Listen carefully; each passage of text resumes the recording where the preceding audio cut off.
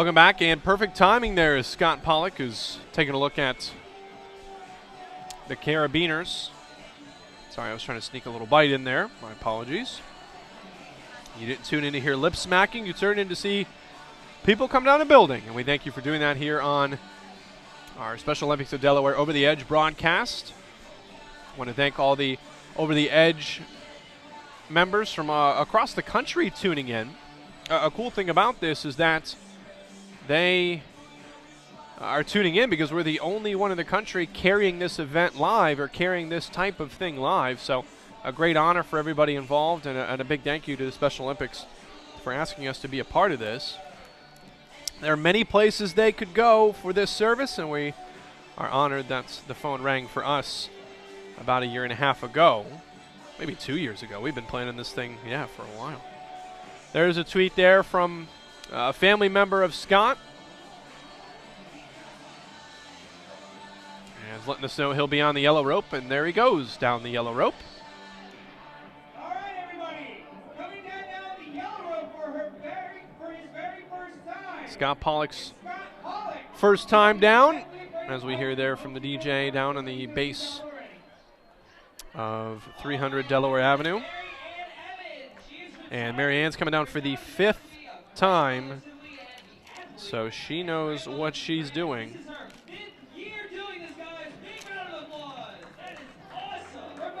So all 5 years, every time it's been held, Marianne Evans has been on the ropes.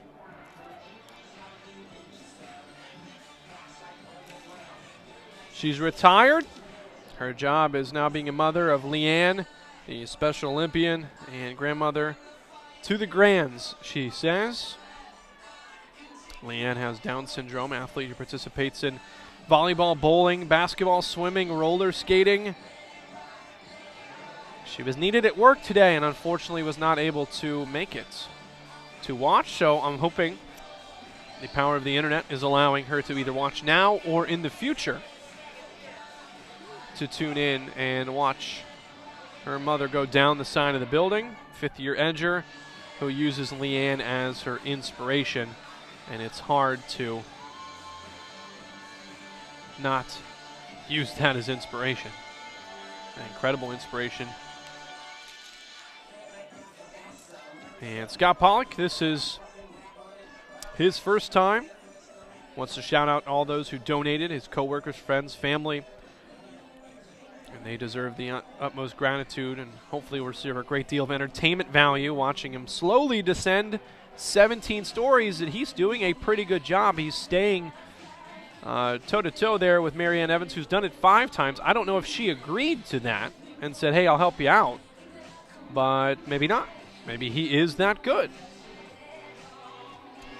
He works at High Road School of Cecil County, a private separate day school for students with emotional and intellectual disabilities. So very invested into the Special Olympics idea and model.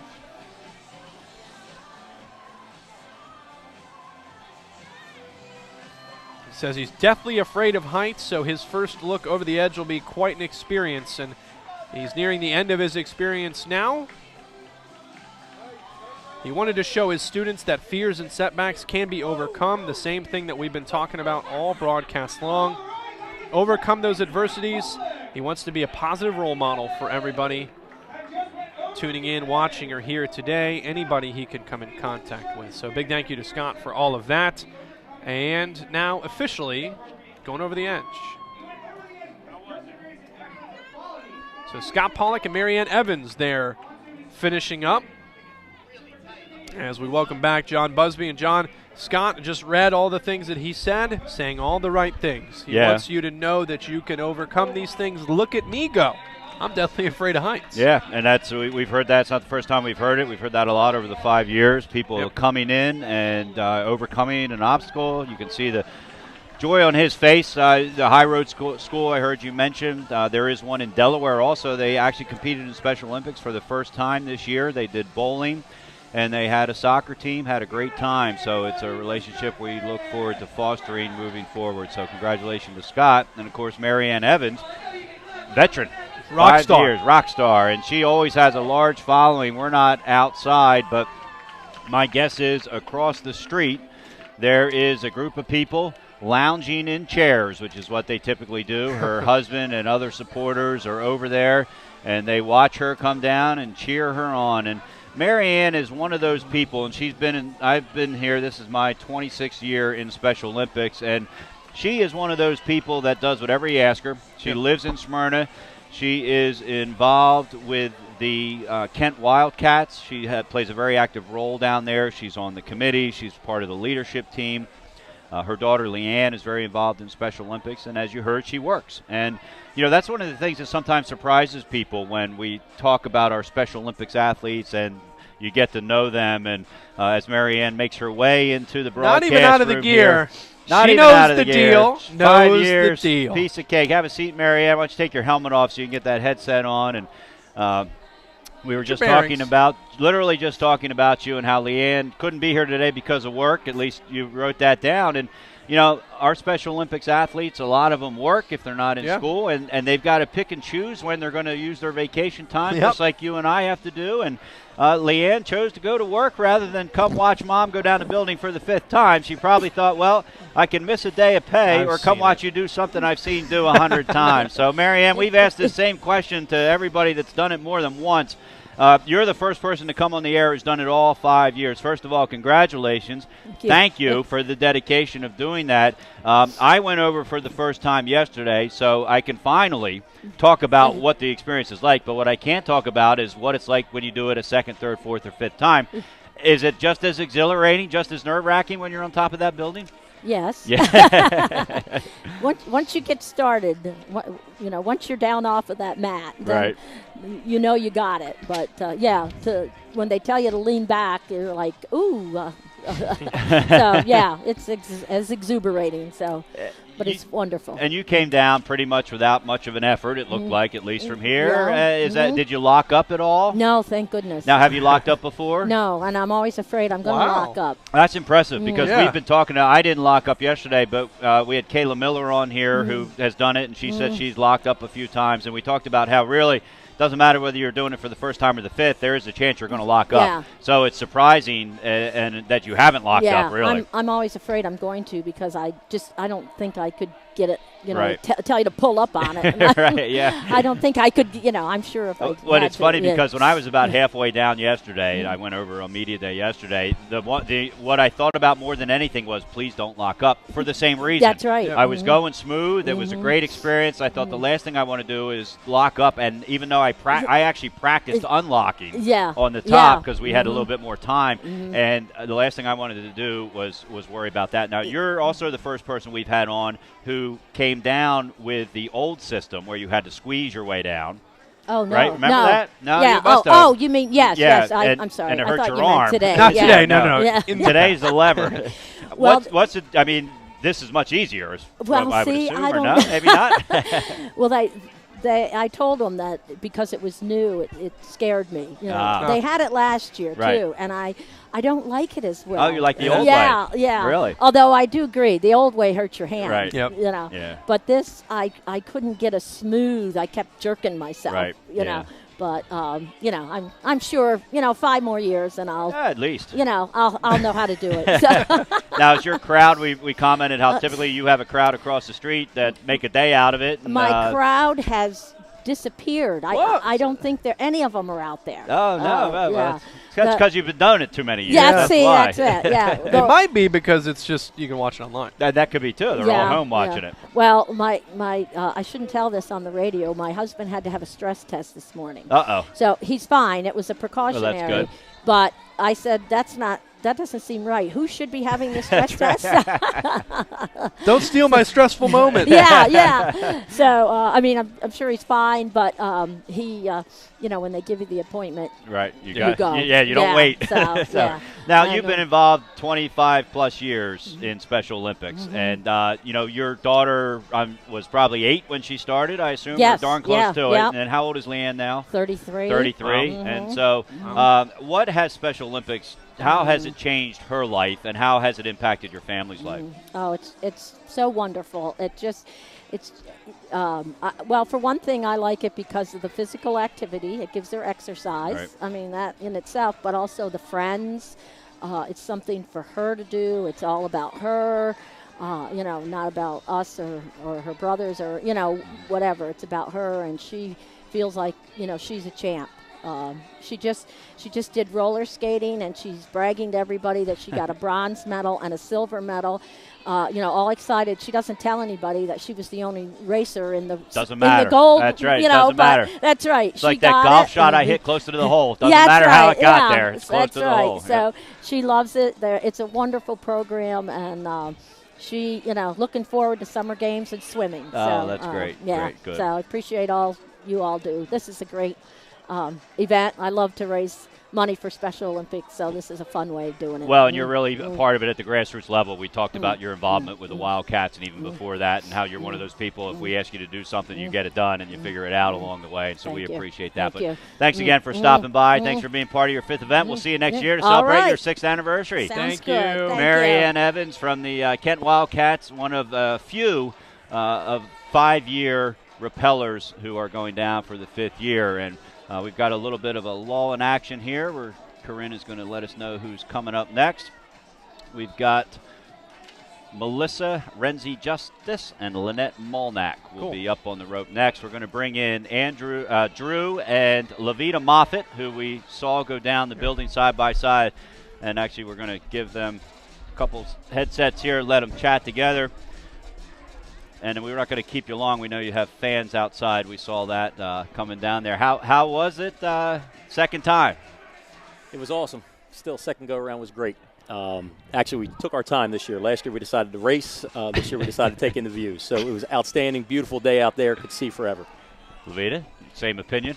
Absolutely. Second time was even better than the first. I did get a little jittery this time. I don't feel like I got jittery last time, but this time, definitely a little bit. I don't know if it was the excitement or nervousness, but either way, it definitely, my blood was flowing. And we've talked to people, and they say, we've had a couple people in here, and Marianne was in here. She's done it all 5 years, and she said the same thing. You're still nervous when you're up top. It's still 17 stories, no matter how many times you've done it. Yeah, that's right. So, still high up. Still high up. Now, we've been doing the live stream obviously for 2 years, but we've been doing the event for 5. Never seen a flat Stanley.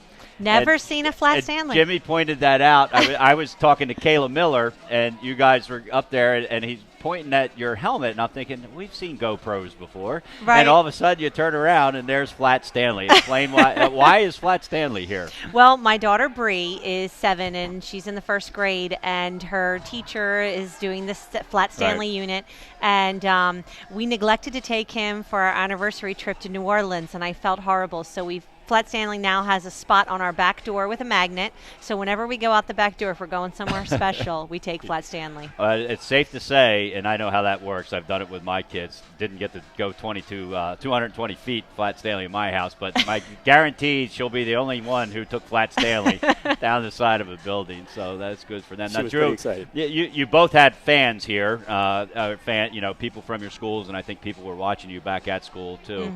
We shouted out to them, but.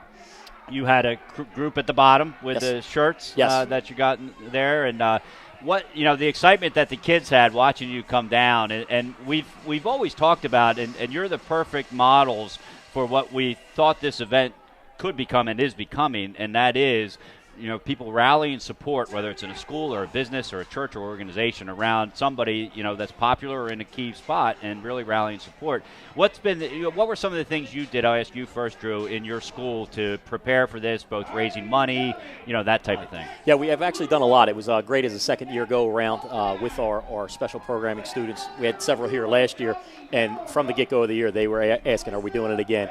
So we did anything from snack sales at dance events. We did hat days like we did last year. They had a second-year go-around of a penny drive where they went around the cafeteria, talked to the kids, basically talked up the event and raised the funds that way. And then most recently, we actually added on a teacher raffle where I've actually got to go cover a teacher's class for a given hour and actually get an opportunity to give that teacher an hour off. And that's cool. we gave a raffle away for that particular thing and got some excitement amongst the staff too. Oh, that's unique. All right, coming up is going to be Melissa Renzi Justice on the left and Lynette Malnak on the right. They both work for Brandywine Smyrna Incorporated. Melissa is a parent of a Special Olympics athlete and taking her colleague down with her. Levita, your group at William Penn High School, I'm familiar with some of the stuff they've done just because Patty headed it up, but you guys had a dinner or a restaurant night, I think, at one point. You know, how are some of the ways they raised money for you to go over? Well, we sponsored a few evenings out. You know, sometimes schedules get really busy, Right. so we encourage our staff and the families of our students to attend restaurant fundraiser evenings. We did one at Texas Roadhouse on Route 40, and I believe there was another one earlier in the year as well, and we raised some funds that way, and then just personal donations from family and friends.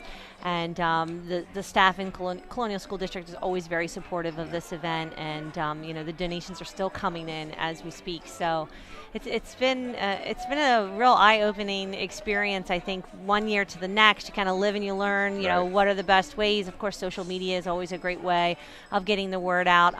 But definitely going to up our game next year and see if we can you know, do some you know, more elaborate ways of thinking outside the box and raising money for Special Olympics. Well, you both did a great job. I mean, $2,200 is nothing to sneeze at, you know, especially when you're asking students for money in some cases and families. And, you know, I'm like you and you're like me with kids at this age. There's always money to be spent somewhere. So the fact you were able to, that's just a great story. Drew, your team recently from Gunny Bedford participated in our first unified soccer tournament at the school.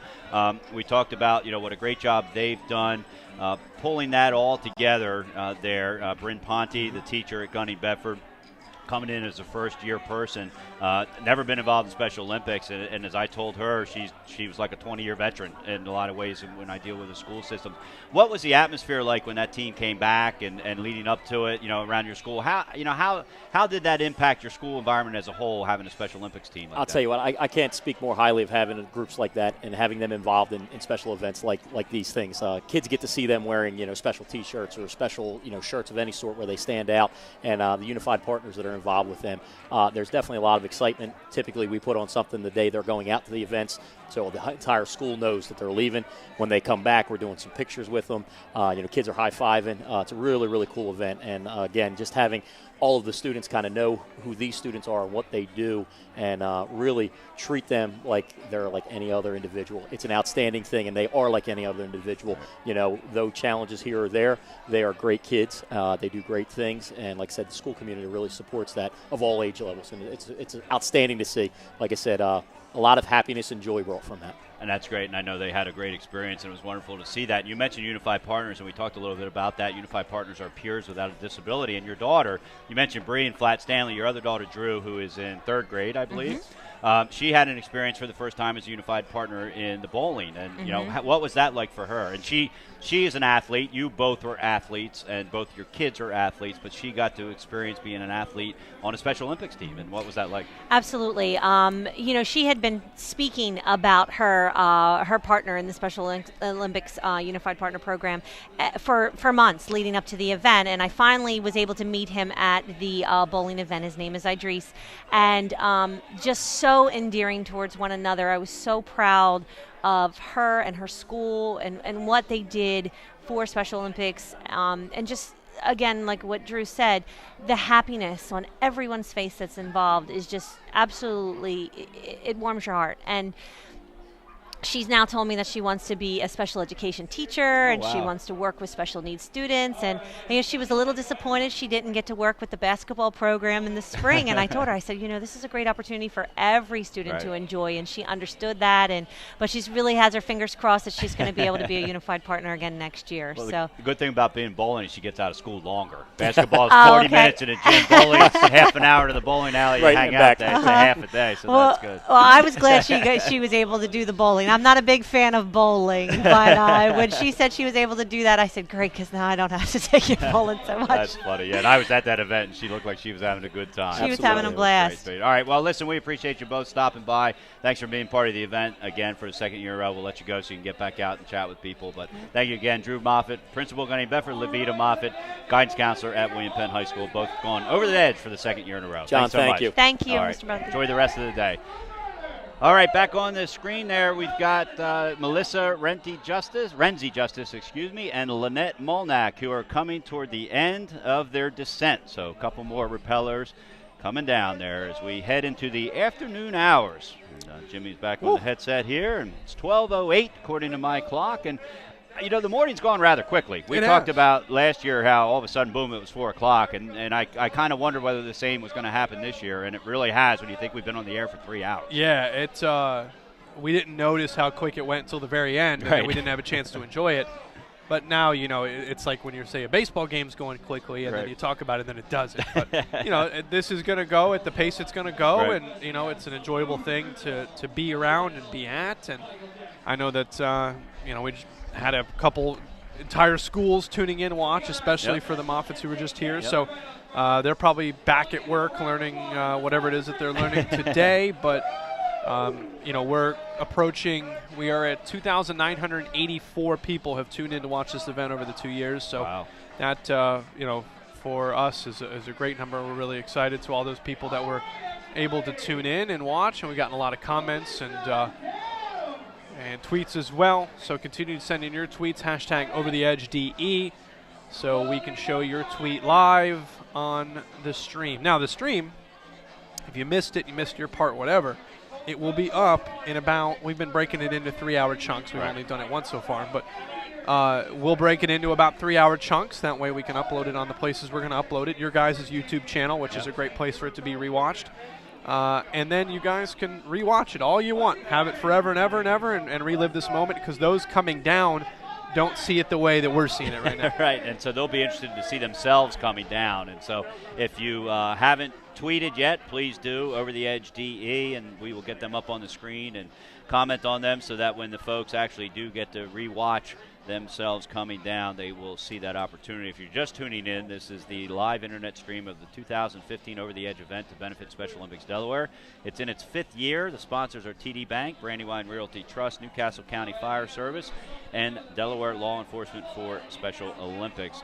Taking place at the 300 Delaware Avenue building here in Wilmington, Delaware. It's a 222-foot building, 17 stories. Each of these participants has raised $1,100 for Special Olympics. Now, I don't remember if I asked you this last year, but is there something significant to the 1,100? Well, it started out as 1,000, right? And then, to be quite honest with you, when we added all this video production and all that stuff, we tacked on a few bucks to help for that, and it's one of those things. Now, I do remember asking you this last year, but we do. You know, we hesitated at first whether that was a good idea to raise that money, and we didn't get one complaint because. Yeah. You know, like we talked about, this is the type of event that if you're going to do, people will do it. They will pay you to do it and help you with that cause. And so people have not struggled to raise the money, and it's just really paid off. And the comments and the feedback we get, is, you know, especially after that first year of this live stream, it is just such a huge enhancement to the event. Because let's face it, this isn't jumping into the ocean like the polar bear plunge is. Yeah, right. And this is an extreme adventure. Yep. And so it's the type of thing that, and I told the story earlier, and I'll tell it again when it actually happens. A friend of ours who was doing this from McCullough Middle School, her mother's bridge club is actually going to watch this down in Blacksburg, Virginia, and they were thrilled that they were going to get that opportunity. And, you know, we've gotten tweets from all over the country and, you know, between today's event and last year's event. And so we wanted to make the investment into the experience for the repeller and the edger and what that really has done. And there is the person I was just talking about, Jen Bonham. She is on the faculty at McCullough, and she is doing this for the first time. She's a personal friend of ours. She was actually in our wedding and is also the godmother of my middle son, Riley, who is 8 years old. And her parents Hap and Barbara Bonham are here. They're outside. I actually popped out real quick when I went to grab lunch real fast to see if I could see them. I visited with them at the cocktail hour last night. But they came up from Blacksburg, Virginia, just to see this. And Jen is she's coached. She's a former athlete. And she told me, when I asked her, she said, I'm kind of nervous, is what she said. So it's something that she's always wanted to do. And it was just like Drew and Levita. It was an opportunity for her to raise some money for a cause that she firmly believes in, partly because of my involvement with it as well. But it's something that she wanted to do, and she's actually going over with her colleague as well. I think, is it Lori Wiseman? Anita Reed. Oh, no, Anita Reed, okay.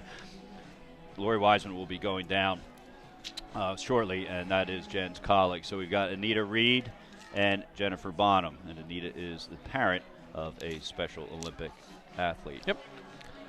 So we'll be on for another about 4 hours here on our Special Olympics of Delaware Over the Edge broadcast. Jen Bonham wanted to be sure to thank all of her friends for supporting her and her family, as well as Lincoln Oil for their generous contribution as she gets ready to go over. Be interested to see, John, if we have a chance to talk with those that you mentioned earlier, those individuals that went over just by signing up today. I think we'll have to see who those end up being. Yeah. And then if we have a chance to bring them in, what was the thing? What was the hook? Was this something that kind of was always, in your mind, something you always wanted to do? And then oddly enough, the opportunity presents itself on one of the more beautiful days here in Delaware. And look at that. It just walks right to you, and you have the chance to do it. So we'll see who those additions are and if we have a chance to chat with them. Anita Reed has started her descent. She is on the right of the building coming down, and that is Jen Bonham getting ready to go down. And you can see she's got a radio. We haven't talked about that yet. It's a two-way radio, but what they use it for primarily is just to give you encouragement on your way down. And so it's the type of thing they tell you. They say, we're going to strap this on you, and you won't need it. And I didn't, and there hasn't been many situations, if any, where people have needed it on the way in there. But it's one of those things that just gives you that extra sense of security. You can see Jen. She hasn't cracked a smile yet. She's still a little nervous going down. I bet we'll see one at the bottom. We will, and I can tell you the hard part's over because she is hanging.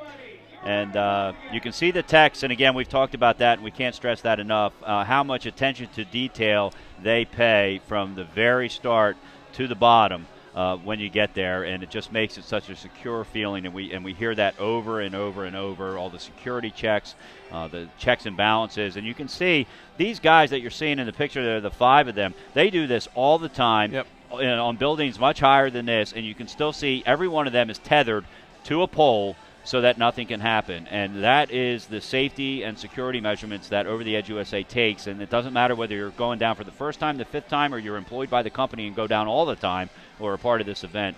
The safety and security of this is just immeasurable. And I told several people when they said to me, you're crazy for doing this when I did it yesterday, I said, you know what? There's a 100% success rate. Yeah. There's never been an accident in the thousands of events. They don't just do this once a year in Delaware and go home and don't do it again. There are probably 3 or 4 other events going on around the country right now, and the success rate is 110%. And that's what I said. I may be a little nervous about doing it, but I know it's going to be safe. And so, for a great cause, raising money for Special Olympics, I'm willing to be a little bit out of my comfort zone for the 5 or 10 minutes. Probably took me closer to 10 minutes to get down. So. Yeah, you hear all that, and you hear all the lack of numbers in terms of accidents, but you still think about physics and gravity. Still and a couple other things that you were taught for many more years, and you were hearing those facts and figures from them. But, yeah, I mean, at the end of the day, there's technological advancements beyond belief that are in the placement and the geometry of the legs on those spreaders that, so they're just right, and the weight bearing is right, and the 2 pulleys and the 2 carabiners and this, that, and the other. I mean, it looks trustworthy enough, and it sounds almost like I'm starting to talk myself into it. That's right. I don't know. We have spots still open today. I can take over the broadcast. The broadcast integrity, and I don't mean this end of it. I mean the video end of it still is of the utmost importance.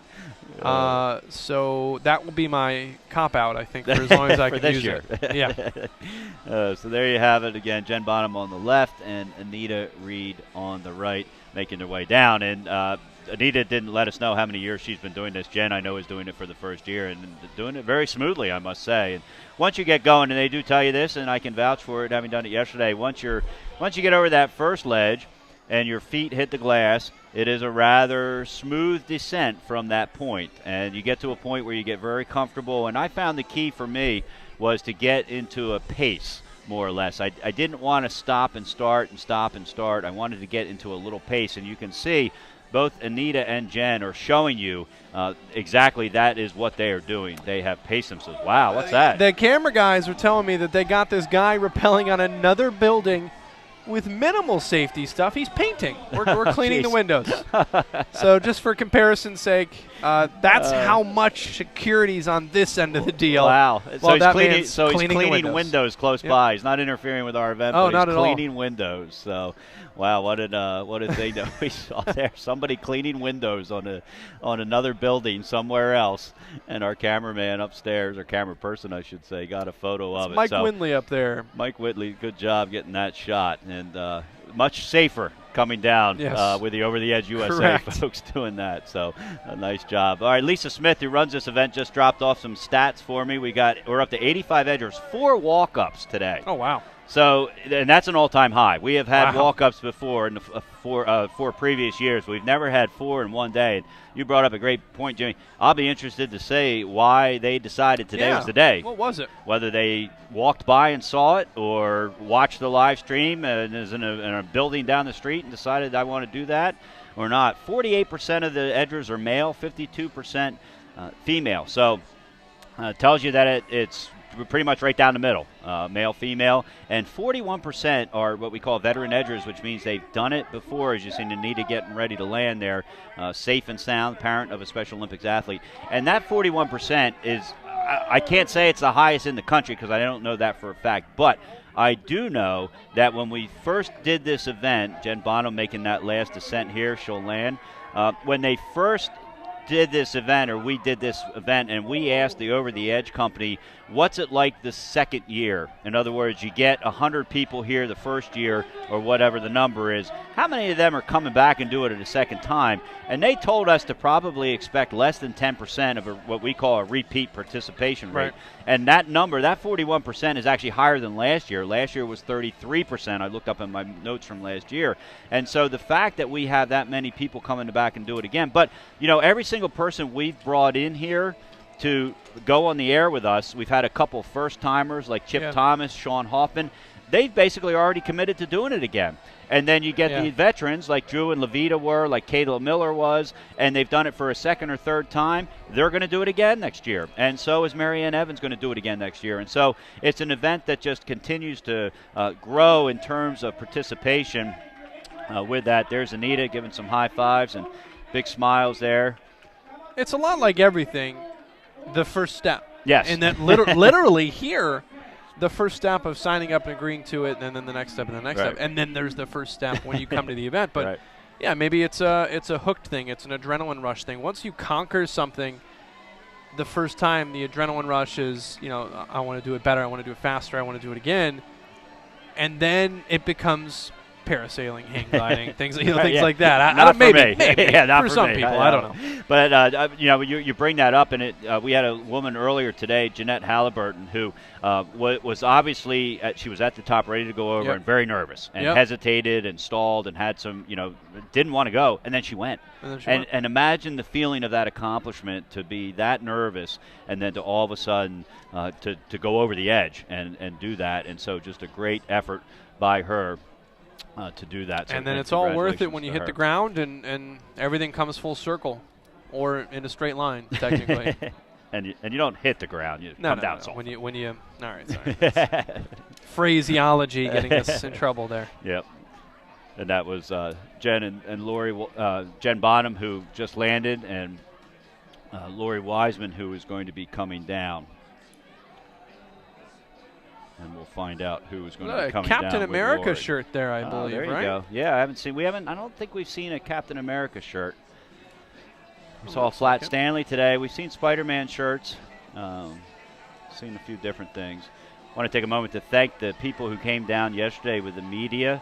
Sarah from Eagle 97.7, Dana McDonald for the third time with Cool 101.3, Sabrina from WSDW with her second descent, Bob Craig, who is a former photographer for the News Journal, now a freelancer. He came down, and I got to go for my first rappel as well yesterday, so which certainly makes it a lot more fun to talk about today than last year when I hadn't gone. So it was good timing to do that. And conversations were a little bit longer about I wonder if, or I wonder why, or wonder what how they're doing, or Now you're just like, nope, that's what it is. That's what it is. It is what it is. And so you can see there, Lori is getting her, getting the lever, and that's what that lever is. And I had asked Marianne Evans about the difference, and she said she actually liked the old way they do it, where you had to squeeze your way down. This is a lever that you just pull, and I think the difference is the lever is very sensitive.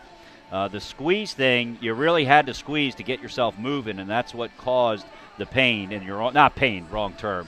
It was a workout for your forearm coming down, and I had several people tell me that, and actually several people who are in pretty good shape. So this thing that they use, this new system, is something they do to kind of nudge their way down. You pull on the lever, and you don't control, you hang on to the rope with your right hand, which is under your, what they call the parent carabiner, which is the one that locks up if you do end up going down too fast. So we're actually at the halfway point. Lori Wiseman is edger number 43 on our list, but there was 2 people before her that haven't gone down yet, and we have 85 edgers total coming down, including 4 walk-ups. And so Lori is getting ready to make her descent there. She's squatted backwards, which everybody told me that's the worst is not the thing to say, but it's the hardest part of the experience. And she is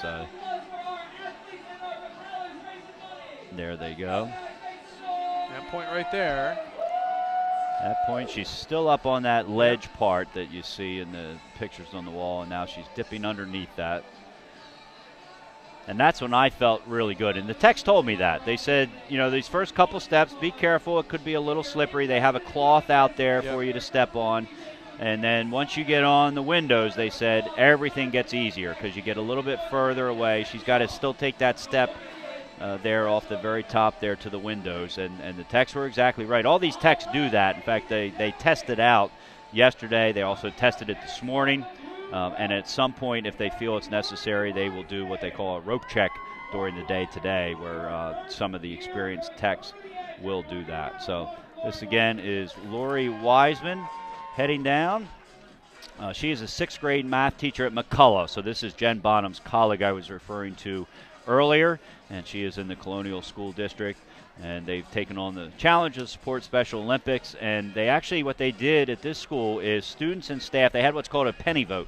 And students and staff could donate pennies to the person they wanted to go down. So they had decided that Jen Bonham was going to be one person to go. And then basically they did this thing. I guess maybe there were 4 or 5 other teachers who wanted to do it, and whoever got the most support. So I guess in some ways it was a popularity contest, and credit to Lori for winning that popularity contest. Maybe. Exactly, yeah.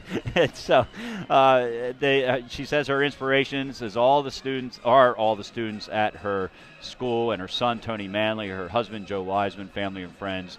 She wanted to thank them and the students, parents, and staff at McCullough Middle School, Bill and Jamie Krupa, Gene Campbell, and Rick and Ann Donahue for all their generous donations. She's coming down to either Not a Bad Thing by Justin Timberlake or All Downhill from Here, New Found Glory. It is like a party outside. We're holed up here in the first floor boardroom. The windows are closed because when you see the landing area on the computer or whatever device you're watching it on, we sit directly behind those poster boards you see, and got sort of a control room in here. So we are not privy to what's going on outside other than when we get the camera shot and the angle that what's going on. It's a very festive thing out there. There's students from schools here. There are volunteers who do Special Olympics. There are people just stopping by who are here in the city. And as we talked about earlier, the weather really couldn't be more perfect. It was supposed to be 70 degrees, and the reports I've gotten from outside is exactly what it is. Very little wind, so the temperature is staying a true close to 70 degrees, and really a picture-perfect day for this over-the-edge event. I think the best weather we've had in the 5 years we've been doing it. We had a couple years where it got hot outside, especially when the sun was directly over the buildings, and we had some years where it got chilly because there was no sun, and you were kind of in a wind tunnel down there. So these really are ideal conditions for the edgers going down. And I can tell you, even if it's windy, which it was yesterday, there were 15 to 20 mile an hour winds. And for those who are watching thinking, well, what happens if it rains? What happens if it's too windy? Well, they set the threshold. They would never do anything, obviously, that's not safe. And the wind gusts have to be above 25 miles an hour to make it unsafe. And so if that happened, they would stop. Very windy. I don't think a lot of people realize that how windy that is, right? And that is. And so that kind of tells you it is, even if it was like 15 miles an hour. When I went down yesterday, I didn't even notice the wind once I started going down. So that is why it is at that threshold. And so, again, Lori Wiseman coming down the building here. But also, if there is a rain, they don't necessarily stop the event. They wait and they judge to see if the rain is effective, affecting the ropes or the safety features that are in place, and then they will delay. Obviously, if there's lightning, it's handled like anything else. You stop the event, and you have to wait 30 minutes after the last lightning strike or thunder boom. We've been blessed, and will be again today, to never have lightning or thunder be a problem or even an issue. We've never even had to worry about it or watch the weather for that. So you can see Lori Wiseman making her next few steps. She's going to be joined by Kim Bates in just a second on the other rope. Kim is a special education teacher at the John J. Leach School. She is also a parent of a Special Olympics athlete, Justin Bateman, who competes in several sports. And she is a key person in the area leadership team of the Middletown Tigers, which is the area programs for Special Olympics. And again, if you're watching this and you want to get involved in Special Olympics more, whether it's as a volunteer, to donate, get a Special Olympics athlete involved, son, daughter, grandchild, friend, just go to the website that you see there on the bottom right-hand screen of the screen, SODE.org, and all the opportunities are there. We have programs in our school. We also have programs in our areas. We have a program in Wilmington, Newark, Middletown, Kent County, and Sussex County. So anywhere you live, there is something going on with Special Olympics within a 20-mile radius of where you are. 20 sports year-round. Right now we have more than 3,700 athletes, children and adults in Special Olympics. Also great opportunities to be a unified partner, which is a peer without a disability, to be on a team. My son, who is now 23, he was a unified partner growing up. It was a great experience for him. He got to play basketball, and of course one of the things he liked most about it was he got to get out of class in school and be a unified partner. But I can tell you it was a great thing for him to get involved with, and to better to realize that people with disabilities are no different than anybody else, and that you need to treat them like everybody else, and you need to include them like everybody else. As you see Kim Bates starting to make her debate. Lori Wiseman lands, again a teacher from McCullough School, and so she has landed, and Kim Bates is just starting her descent. But I'll never forget a quick story about my son. He came home in middle school one time, and about 2 weeks into school he told me, "Hey Dad, I think I know one of your Special Olympics athletes." And I said, "Oh yeah, who's that?" And he told me the name, and I don't remember who it is. But I said, "Oh yeah, how did you get to know him?" And I said, "Well, he sits with us at lunch all the time." Yeah. And again, this is 2 weeks into school. And I said, "Oh, you mean just today?" He said, "No, since the beginning of school." I said, "Oh really? Well, how'd that happen?" He said, "Well, my buddies and I were sitting at the lunch table, and my son was an athlete, and he hung out with athletes, and so they were a popular group, a clique of friends, like most athletes are when you're in middle school or high school." And he said, and he was sitting by himself. And I went over and I invited him to come sit with us, and he's going to sit with us for the rest of the year.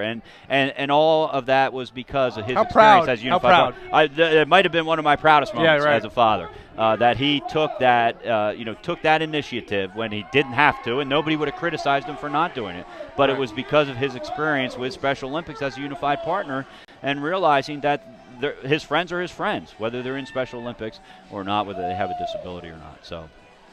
Kim Bates that's a cool is story. That's down. Absolutely. I mean, he got it. We've been saying that today. Yeah, exactly. He gets it. He got it. He gets it. He got it. Yep. And that's Cindy White you're seeing there.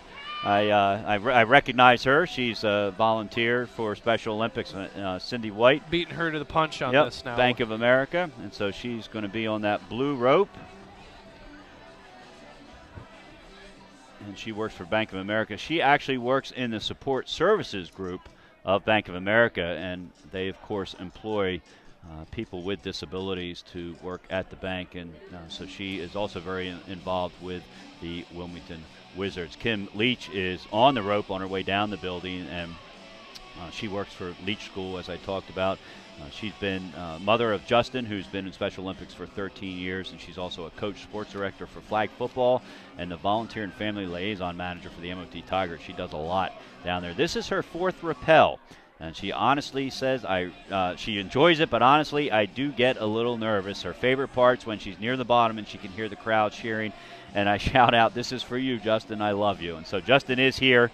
He is a student at William Penn High School, and so he is here to watch with that. She wanted to thank all her family, all of them who have generously donated to her rappel today. Shout out for Kim Bates from BL Smith 800. Go Kim Bates.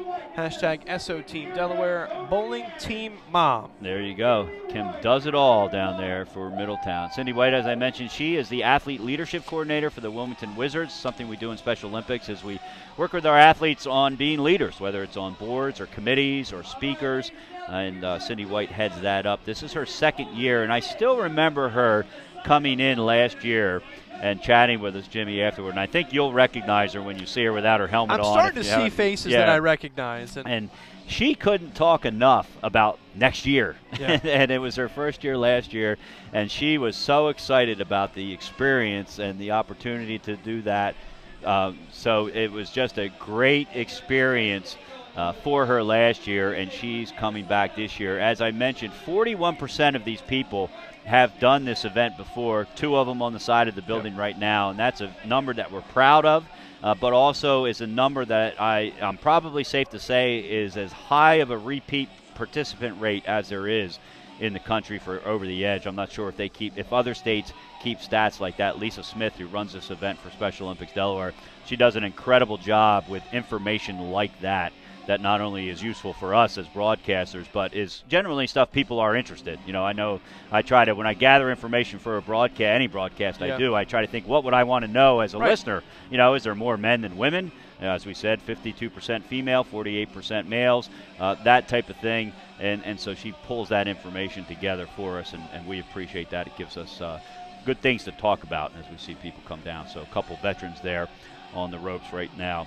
Kim Bates and Cindy White, and longtime Special Olympics volunteers. And what you also, if you've been listening to the broadcast, you've heard a mix. We don't want you to think that every person that does this event is somehow affiliated with Special Olympics. That's not necessarily the case. A lot of them are. They are affiliated. They are now. They certainly are now, right. But a lot of them they either know somebody who's a Special Olympics athlete, or they've volunteered for Special Olympics, and it's a way that we get them hooked in. That is actually a Special Olympics athlete. You can't see his face right now, but he's the guy furthest away in your picture. That is Chris Truino, who is going to go down a Special Olympics athlete. This will be the 3rd year in a row we've had a Special Olympics athlete go down over the edge. The past 2 years it was Jonathan Stocklosa, one of our power lifters, and does a lot of other sports as well. And Chris Truino decided that because his mother, his father, and his brother have all gone over the edge at some point in the last 3 years, that it was his turn to go over the edge. And one of the neatest stories about this is Chris was not given a spot, what do you call it, a honorary spot to go over the edge because he was willing. Chris not only raised $1,100, he raised more than $3,000 to go over the edge for Special Olympics Delaware. I think that's the highest amount raised. I can't say that with complete confidence, but I'm relatively sure that was the highest. And there's Cindy White, made a very quick descent, and hopefully she'll be able to come in and talk to us about her 2nd time going over the edge and what that experience was like. And there's Kim Bates, who has gone over before as well, another veteran making her way down the edge. She's got getting there to the ledge there she says, she throws a kiss and says, I do that for you, Justin, who is her son, who has been involved in Special Olympics for several years. So there's the bottom. I'm assuming those are Cindy's parents, most likely, and several other people there. That is Chris Truino's mom, actually. Chris and Cindy know each other from the Wilmington Wizards as well. So there you can see Kim making her final descent there for that. So Chris Truino, we know, is coming up next, and we'll see who he is going to come down with. Kim Bates has landed, and so Chris Truino is going to come back, and I think they're going to do a rope check on the yellow rope, and so we'll see. Wait and see what they do here. Maybe not. Maybe not. Corinne's We've got a back. name. We've got a name for the volunteers. Is that a rope check, Corinne?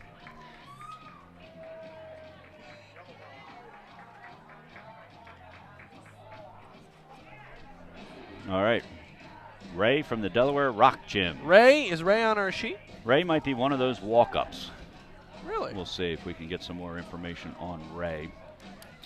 But we'll see. He's from the Rock Gym. You know what I think? I think he is. Here, I can tell you what's going to happen. Check? He's going to go with Chris because they've worked together at the Rock Gym. Okay. So Ray has volunteered to go down alongside with Chris and rappel with him. And so we're just going to put Ray on the Ray. graphics. I'm sure he'd prefer that than us Ray. making up his last name. So first of all, we want to thank Ray because Ray has volunteered to go down with Chris just to give Chris some confidence. I was actually with Chris yesterday. Chris came in and went up when I was up doing my training to actually do the rappel. Chris came up just to get the experience of being up on the roof and that type of thing, and seemed very comfortable. So I'm anticipating Chris Truino to have a very smooth descent down. And so Ray, we appreciate him being here from the Delaware Rockwall Gym and going down with him. And we do want to mention the Delaware Rockwall Gym. They generously donated 2 evenings where if you were rappelling, you could go in and practice. Wow. And so it was an opportunity. Unfortunately, I wanted to take advantage of that, and unfortunately I didn't have an opportunity to because I was busy both nights that it was offered. And there you see Chris. I can tell you, he looks a lot more confident in that position than I did. I can tell you that. So he looks pretty. He's already leaning back. He's about 50-50 about this, and we'll see his face change here in a second. And he's already leaning back, and that is the hardest part right there. That is, I mean, I can tell you. That's the trust thing, part. And then what's hard about that is the trust thing, because you saw his hands came off of those poles, and then. Yep. And that's what they tell you. They tell you to put your hands up. And I was like, wait a minute, you mean one at a time? This is your hands will not become a part of this eventually, so let's come to terms with it now. Yeah, and that is a tough thing to do, to let go of those 2 poles and realize when I let go of those poles, it's now or never. Yeah. And you can see Chris, and okay, now see what Chris just did is what I've been talking about. He pulled that lever until it too far, and then you have to re-engage it. Yep. And so he did it again. And Chris, I can tell you right now, I did it 3 times more after this. So it's very common to do because what you don't trust at this point is you're not ready to move because you finally are trusting you're sitting there with all your weight and you're thinking, you know what, this isn't bad. Okay, now you want me to move?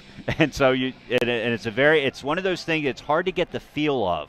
And I can see where Marianne Evans, if you just joined us, Marianne Evans was just on with us and has done this for 5 years in a row. And she was talking about how she actually liked where the old mechanism that they used up until last year, where you had to you squeezed. Yep. And it was hard on her forearm, but it was easier in terms of lowering yourself because I had the exact same challenge that Chris is having, which is knowing exactly how far to pull that lever. It's not hard to do. It's very easy on your arm, but to know how to pull it down. And I reacted exactly like Chris is reacting, where I started thinking, okay, maybe I need to grab a rope and do that type of thing. And you can see the techs talking him through it. And Chris looks very relaxed. And that's because these techs, they do tell you it's perfectly normal. And I thought, oh, geez, they're going to get frustrated with me because literally 5 times in a row, I pulled that handle too far, and I had to re-engage it. I pulled it too far and had to re-engage it. There you see Ray on the right there, again from the Delaware Rock Gym, who has agreed to go down with Chris. And Chris is on the move. There he goes. He's disappeared from your shot, which means a successful launch. And in theory, oh, maybe not. He's maybe a little bit there. There's take a look at the behind with some sun glare there. That's the hard part, once that ledge right there at that top, that white lip right at the top. once you kick off of that and hit glass for the first time, you are kind of in the clear. Yeah, that's Clear. and that's what they say. Yep. Yeah. Once you get over that ledge and hit the glass, it gets a lot easier. Chris works for the support service department I just talked about. Cindy White, who went down in our last group, who heads that up, and Chris is employed by them. He's been there for 15 years, and he's a first-time edger. He's enjoyed raising money. I mentioned he's raised more than $3,000, and he says he's looking forward to the adrenaline rush of rappelling 17 stories, and he's done the hard part. He's on the way. He wanted to thank his Aunt Terry, who organized a fundraiser for him at the Iron Hill Brewery, and also to thank family and friends. So he said he'd be willing to come on and chat with us afterwards, so hopefully that'll be the case. We can get him in and talk to him about his experience. But you can see he's going down. He's on the right, Ray, and we don't have a last name for Ray. He's not an official edger today. He's going down as a volunteer to go with Chris. He has worked with Chris at the Delaware Rock Gym in order to get ready for today's experience. So they are coming down, and Chris Truino, as I mentioned, third year in a row we've had a Special Olympics athlete go down, and this is 2 years in a row it was Jonathan Stocklosa, and this year it is Chris Truino. So as they make their way, we're going to welcome in Jen Bonham, who is going to get on a headset, and with Jen is going to be Lori Wiseman from McCullough, and they both went down for the first time. And ladies, welcome back to land, or to solid ground, I should say. You both did excellent. Thank you. I signed you both up for next year already. I hope that's all right. Awesome. You've lost your voice? I did lose my voice. Screaming on the way down? No, or I actually lost it before I even went over. I must have been so scared last night. All right. So how was it, Jen? We'll start with you. Was it everything you thought it would be? Different than you thought it would be? How was it? The first step over the edge was actually just as The scary hardest. as you said it was going to be last Right. night. But it actually was a little easier once I got going Right. than I thought it would be. Yeah. It was very controlled, Yes. you know. Yeah. Yeah. So it was a little bit easier than I thought, except for that first step. It's a doozy, Yeah. as they say. Lori, how about you? Same thing. Going over and just kind of leaning back into the harness was tough. Going was good, but then I felt like I was going too fast that I kind of stopped. But I did stop myself a couple times, took a look, and then when I got to the bottom, I kind of spun, but at least I was close to the bottom and was Did okay. either of you lock up? Just on the way the down? handle, but Yeah, not the orange not thing. the orange yeah, thing. which The we both parent- said we didn't want to do. I was the same way. I struggled at the very beginning with that lever, getting just the right touch. Right. Part of it because I didn't want to take that first Yes. step, Right. and you know, it's like, all right, if I do this too fast, am I gone or whatever it's going to do? Right. And so I struggled with that as well. But I've said it a couple times on the broadcast. When I was halfway down, all I thought of was, don't lock up, because you've done it. Right. You're halfway. Yes. You're on your way. Don't lock get up. stuck. Yeah. Now, quite a extreme experience here. Have either one of you done anything like this? Jumped out of planes? Anything that you can compare to this, or is this the most extreme thing you've ever done? This is the most extreme Yeah. thing I've ever done, unless you count teaching. I That's a second good analogy, that. I Yes. guess. Yeah. Second that. I've done like the rock gym, Right. not outside. So this would be the most extreme so far. And you enjoyed it? Yes. It was a great Enjoyed it, time. yeah? Yeah. Yep. The way you raised money in school, we were reading what you wrote on your bios and stuff, was a penny drive. And I think you were going no Yes, matter what. correct. And then the penny drive was to see who was going next. Yep. And we said, well, you must be a pretty popular teacher. And then I think it was Jimmy that said, well, maybe the 5 other people that you were competing against kept dumping the pennies in your jar so they wouldn't have to go. Tell us, how did that penny drive work out of that? Okay, so we got challenged by William Penn to go, and our Gunning Bedford. Drew sorry, Moffett. Drew Moffett, who went earlier. Right. And our principal took it on, and at first she was like, okay, I want somebody from each grade, and then our exploratory and everything else. Then we realized we had to raise the 1,100, and we wanted McCullough to do it. Right. So we decided we'd do, which was Jen's idea, to do a penny vote. So they created these containers, and at lunch, kids and staff could donate. It would go neck and neck for a while, and then Mr. Snow, 8th grade math teacher, he won a football pool, so he put his $100 in.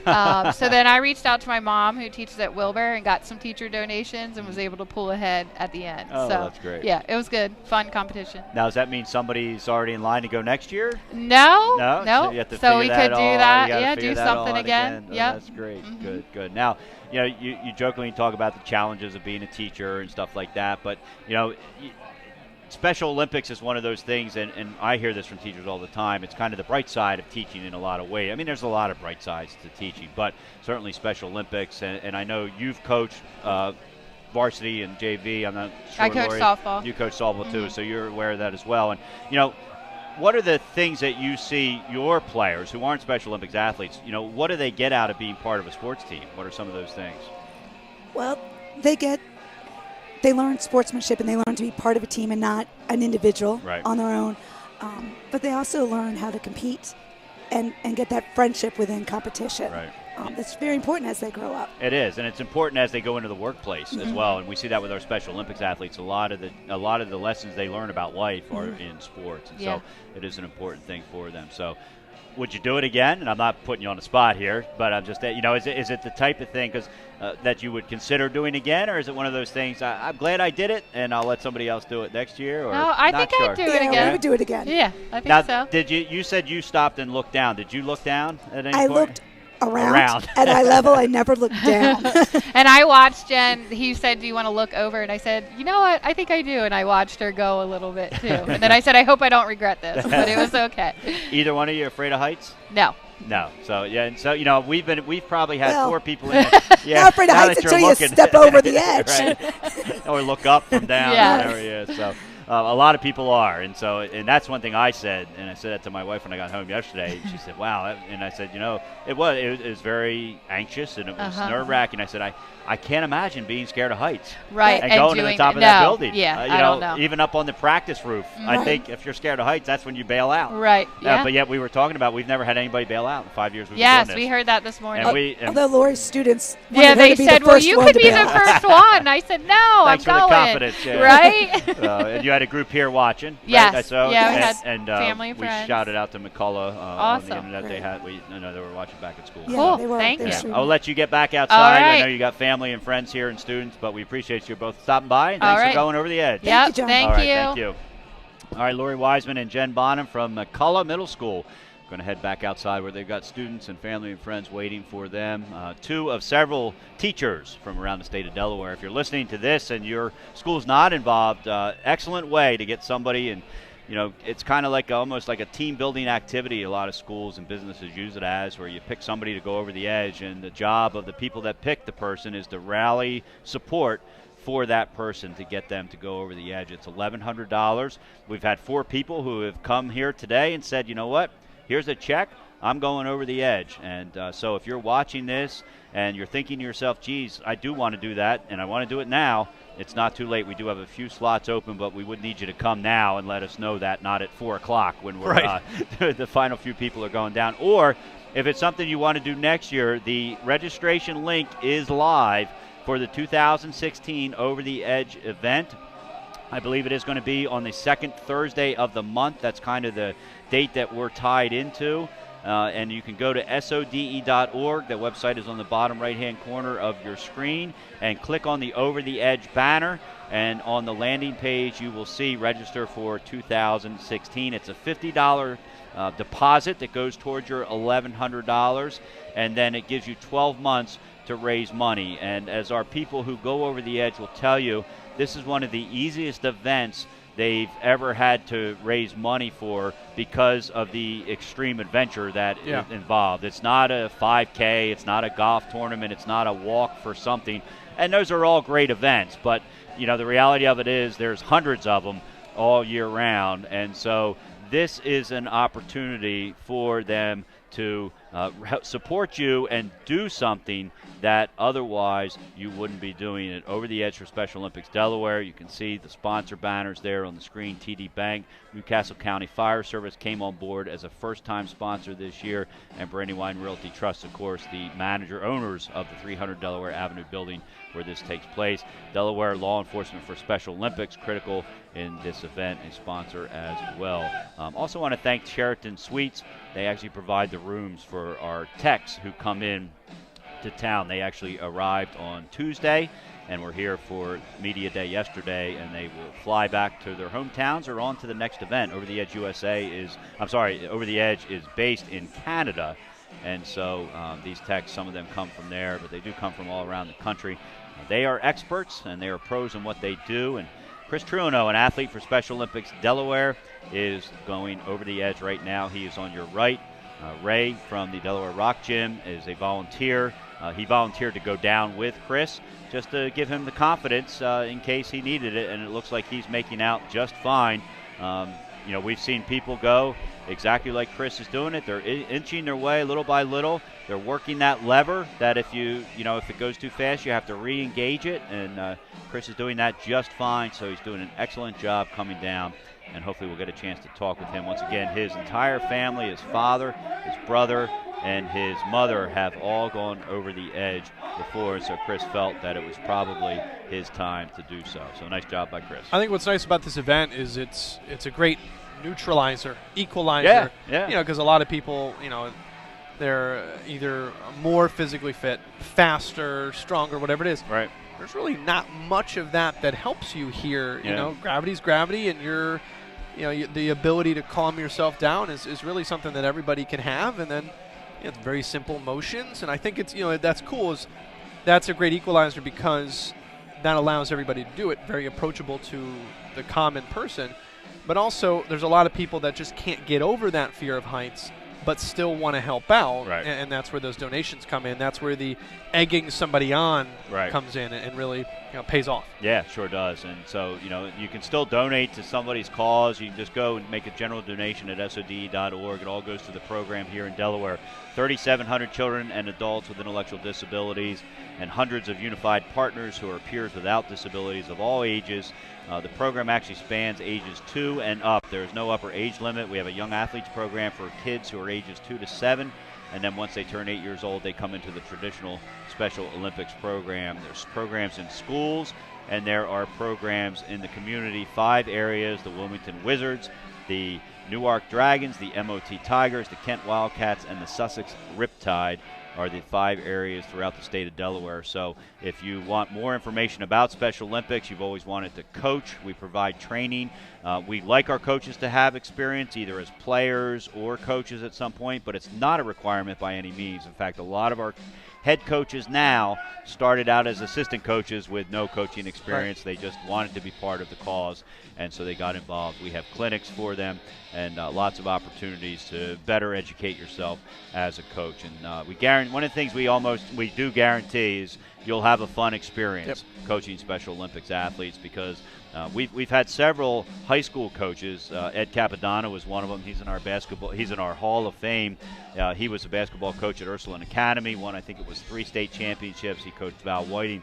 When he stopped coaching at Ursuline, he came to Special Olympics, and he always talks about how much he enjoys coaching in Special Olympics because he doesn't have to deal with a lot of the things coaches deal with at the high school level, whether it's parents or teammate issues or what have you. He says, here I get to just coach, and I get to coach basketball, and I don't have to worry about all those other things and that type of thing. So a great experience for people. And again, there's Chris Truino on the right coming down, and Ray from the Delaware Rock Gym on the left making their way. If you're just tuning in, Bob Gilly should be coming down shortly. He is actually, he works for the ARC of Northern Chesapeake Region, and he is a volunteer photographer for us, and he does great work. I'm Facebook friends with him, and I enjoy not only seeing the work he does for Special Olympics, but he is also a photographer who loves to do nature. And so eagles are one of his specialty, and the bald eagle has always been one of the animals I am fascinated with, and so I enjoy seeing the pictures that he puts up of that. Bruce McKenzie should be coming up soon.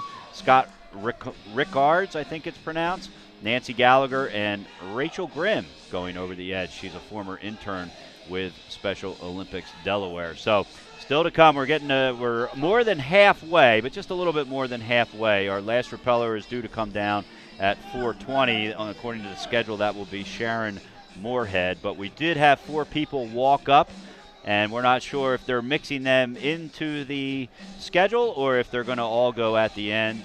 We will wait to see, just as you are. But this is Over the Edge to benefit Special Olympics Delaware, and we've got Chris Truino coming down, and also Ray from the Delaware Rock Wall, who has volunteered to come down with Chris. And Chris is doing a great job. He's making his way down, and he is doing a nice job. Again, a Special Olympics athlete here in Delaware, and As they finish up, we're going to go ahead and put up a commercial to tell you a little bit more about Special Olympics Delaware and why we're doing this event.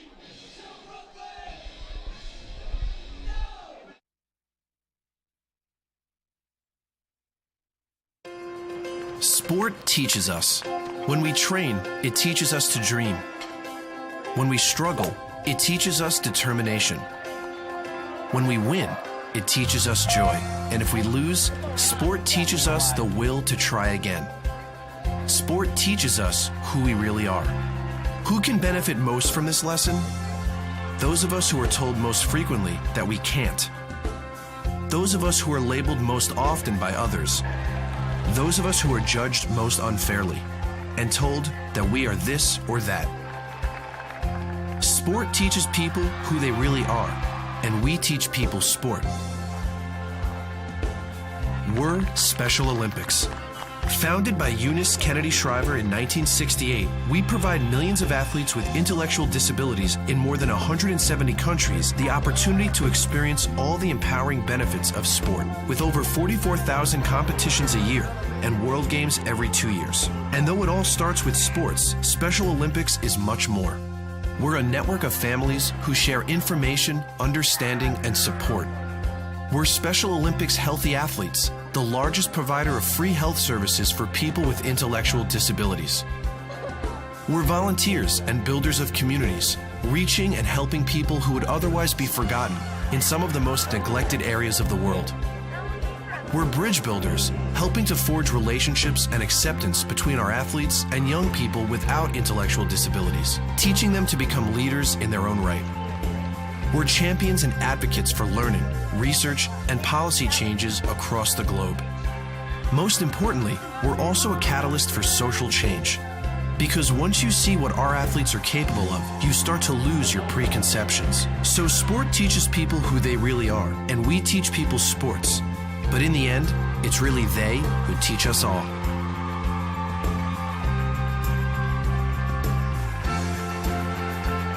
Special Olympics. Be a fan. You can use the word competitor.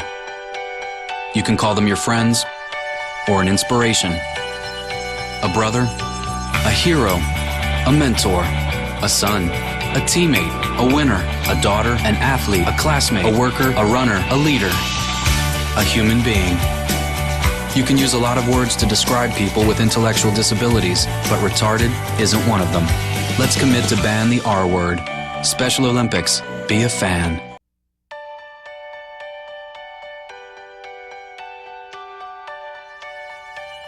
If human achievement can be determined not by speed or strength, but by character, then it's easy to see who the most amazing athletes really are. Be a fan of dignity, acceptance, and the human race. Volunteer, coach, or compete in Special Olympics. Special Olympics. Be a fan.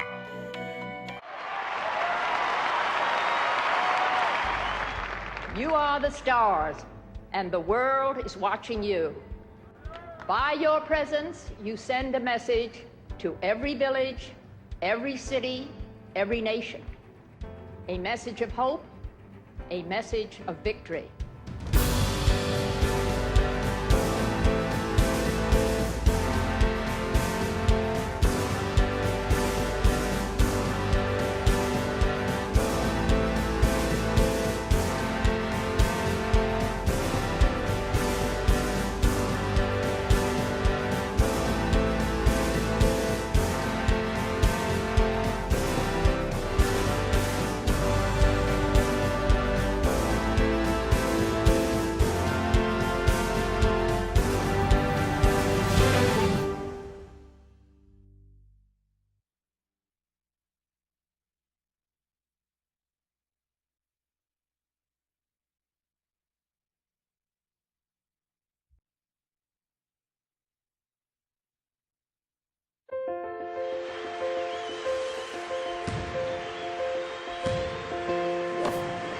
It was senior year and the whole school was cheering for her.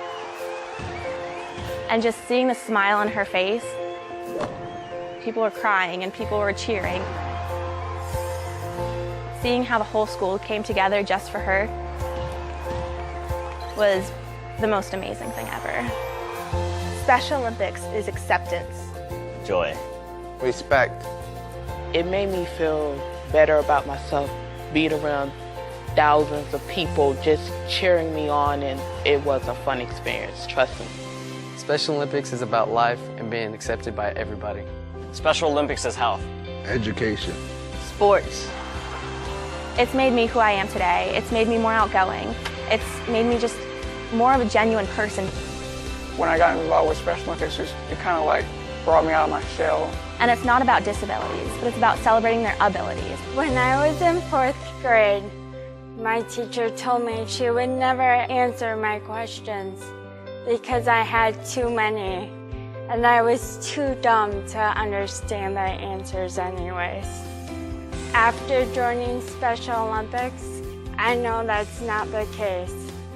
I am just as smart as anyone else. It's helped me a lot to be fearless, in the real world. Special Olympics is community.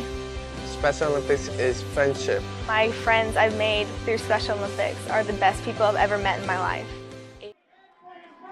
And welcome back to the live stream coverage of Over the Edge for Special Olympics Delaware. That is Chris Truino, a Special Olympics athlete who has just landed, along with the volunteer Ray from the Delaware Rock Gym. And quite an accomplishment for Chris. If you're just tuning in, his mother, his father, and his brother have done Over the Edge previously. And Chris decided that it was going to be his turn to go over the edge. And in case you're wondering, he was not given an honorary spot because he's a Special Olympics athlete. He was required to raise the $1,100 that everybody else is raising for Special Olympics. But he didn't stop there. He didn't stop there. In fact, he raised more than $3,000 for Special Olympics Delaware. And there's nothing that says more about the importance of an organization to an athlete's life than when they make an effort like that. That's Chris's mom and Chris's father there congratulating him. And we hope to have Chris in to chat.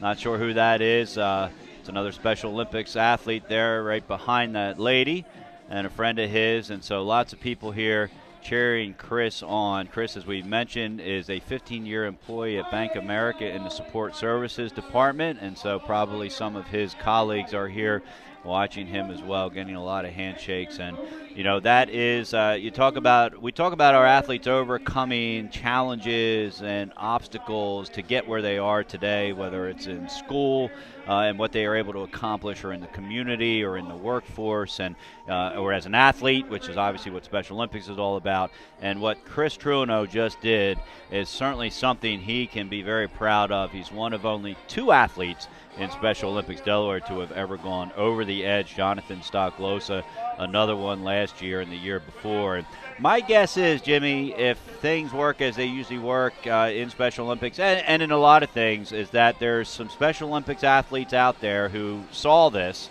either live today or watching us live on the internet, who are now probably thinking, you know what, I think that's something I want to do. Yeah, if he can do it, I can do it. Right. It's time. It's time for me to do this. It's not really necessarily something you have to do to prove lead anything. A successful life or prove anything, but it's just one of those things that, I would brag about up and down if I ever get the goal. As I say, I'm proud of doing it myself. As I said last night at the cocktail hour, the winds were about 15 miles an hour, and when I post my pictures later tonight, the winds probably will have increased to about 30 miles an hour, because it's one of those things you are proud of that you were able to do. Are you talking about if the fish was this big? Exactly. So, Chris Truino certainly should be proud of himself, not for what he's accomplished as a person, not only for what he's accomplished as a person, but for going over the edge for Special Olympics Delaware. You can see his autographed shirt there. Lots of good lucks. Haven't seen that all. And Bob, that's Bob Gilly, I'm sorry. That is his shirt. You can see good luck Bob there. He's up getting. You can see, I love that shot, because right there you can see all the different ways that he is safe and secure and connected. And I can tell you again, having gone through it, it's the 3rd time they've checked those things, because he's at the top. I think he's got a GoPro on. No, I thought he was going to wear a GoPro. Maybe it's somewhere other than us. Oh, there you go. I was going to say maybe it's somewhere else. So Bob is he has the helmet shot. That's right. He's probably already got that. With something different. He is a volunteer photographer. Oh, this is his first time. Never mind. Yep, this is his first time. But he probably is thinking he's seen a lot of headshots. Let me get some shots nobody else has gotten. So Bob Gilly heading down for the first time. And as I mentioned, he is a volunteer photographer. He works for the ARC of Northern Chesapeake region, and he's done this event. He's volunteered as a photographer at this event. He does events for us year-round, but for the last 2 years he's done it, and it always looked fun. So it's on his bucket list to do for his 60th year. So Bob turned 60 recently, or maybe he is going to turn 60. And is doing that. He wanted to thank everybody who donated to Special Olympics Delaware on behalf of his 60th birthday. So that's a neat thing. I think and I did see this on Facebook. I'm Facebook friends with Bob. He, for his 60th birthday party, instead of asking for gifts, he asked for donations toward his Over the Edge effort here. So Stephanie came up with that idea of that, and that's exactly what they did. So a neat effort there by Bob Gilly, raising money for Special Olympics for the 60th birthday. So he's getting ready to go down with that. And we've got Chris Truino coming in here, and coming in with Chris is going to be Cindy White as well. Cindy went down a little bit earlier. And Chris, we're going to put the headsets on you here first and talk about your experience coming down, and then we'll have Cindy chat. We were talking about Cindy coming in last year, and I think she was the most excited person in the history of this event after her first rappel and couldn't wait to come back. And actually, okay, Jimmy is generously going to give up his headset for Cindy there. We're going to talk to both of them, and this will be neat because Cindy and Chris work together in the Support Services Department of Bank of America, and for 15 years, Chris, you've been there. Chris, what was this experience like for you? Wow, it was new for me, and I learned how to come down and all that. But it was fun though. And so even though and I did this yesterday, you and I were up on the roof together. You were doing a couple practice things up there while I was doing my real rappel on media day. Was it everything you thought it would be, or were you still a little nervous when you were up top there? I was a little nervous, but I did it, though. You did it, though. Now, Cindy has done it before. This is your second year, and as I said, you sat where Chris was last year, and we're just so excited and couldn't wait to come back. Chris, did Cindy give you any advice, or did you ask her for any advice? Yeah, I did. Just said, don't give up and give it all you got. Do your best. And Cindy, your second year going down, was it just as exciting as the first year? I actually think it was more exciting this year because I knew what I was doing. Right. And I'm ready to sign up now for next year. Well, the registration's open. That's a great segue. If you want to sign up for 2016, go to SOD.org, click on the Over the Edge banner, and you can sign up for next year. Chris, when you were up at the top, we noticed you were doing the exact same thing I did with that lever. You kept pulling it too far, and you had to re-engage it a couple times. But once and I did the same thing. I actually did it more than you did. You only did it a couple times. I had to redo it 4 or 5 times. Once you got going, what was going through your mind as you were taking those steps down one at a time? I was saying, will I make it down and all? And I said to myself, yeah, I will. Did you look around? Did you look down at all? I looked down a little bit, yeah. Saw the view and all. Yeah. Now, you practiced at the rock gym, correct? Yes, I did. Which was easier, the rock gym or this? I have to say the rock gym was a lot easier. It's certainly not as tall, right? No. As this. So it was a good experience. Now, your mom has done it once. Your dad has done it once, correct? Yes. Your brother has done it once. Yes. And now you have done it once. Yeah. Are you going to be the first one next year to do it twice? I'm thinking about giving it a shot again. All right. That's what we like to hear. Now, we were talking about how, what's great about you participating in this event is we just didn't give you a spot. You had to go out and raise money like everybody else. And you not only raised $1,100. How much total did you raise? Over $3,000. Wow, that's unbelievable. How did you manage to raise that much money? I had like a little fundraiser at the Iron Hill Brewery, which my aunt helped me out with and all. Oh, wow, that's awesome that you were able to raise that much money. Cindy, your second year, did you do anything unique to raise money, or were you just able to get a lot of sponsors to help you out? The only thing I did is I went out and told him that Chris asked me to do it, and for me to be able to do it, I needed the money, and got it pretty quickly. We were saying it's one of those things that people are more than willing to give you money if you don't ask them to go down with them. It's kind of like we see with the polar bear plunge. So that's great that you were able to do that and raise that kind of money for Special Olympics. So, Chris, we're glad you had a great experience. We enjoyed watching you come down. Cindy, thanks again for doing it another year. We hope to see you both back again next year. Absolutely. Thanks for stopping by. Thank you. All right, up on the ropes, we've got Bob Gilly, who is coming down, and we're waiting to hear who is the other person on the rope, and as soon as we know that, we will let you know. Scott Rickards and Bruce McKenzie were scheduled in this spot. It could be either or. All right, and we'll see if we can find out that information. We're waiting for it to be radioed down. And so Bob Gilly, as I was talking about, a wonderful, outstanding photographer for us, a professional photographer, and volunteers his time with Special Olympics. So he is on his way down, and we will try to find out who that other person is coming down. In fact, I'm going to go do that right now. Gotcha. I'll take over from here. Again, you want to interact with the broadcast here, or just share the information, spread the news, use hashtag #OverTheEdgeDE, and we can show your tweets live here on the broadcast. But you can also, as you watch here on Ustream, what's the number right now? 92 of you are doing right this moment. You can use that social stream, which is to the right of the player. You can send in your well wishes, and we'll read them to those that are heading down, and then they can, of course, come back on this page later and watch those comments, watch the broadcast. This whole thing will be available on the YouTube channel for Special Olympics of Delaware. So we'll check out for a link of that moving forward. But we're over 3,300 people that have watched our two broadcasts this year and last. And we are over 1,200 people that have tuned in today to watch Mr. Busby. Wow, that's great. I'm told that's Bruce McKenzie coming down. So Bob Gilly and Bruce McKenzie coming down. First-time edger. It's on his bucket list as well. He's retired. And he said he's most scared of not being able to get the courage to do the rappel. Well, he's doing it. He's doing it. There he goes. And he's making his a way slipper down. In there. No, you know what? He's gotten his feet away from the window, which somebody told me that is something that once it happens and you get away from that window, it is hard to get back. But you can see now he's got himself adjusted.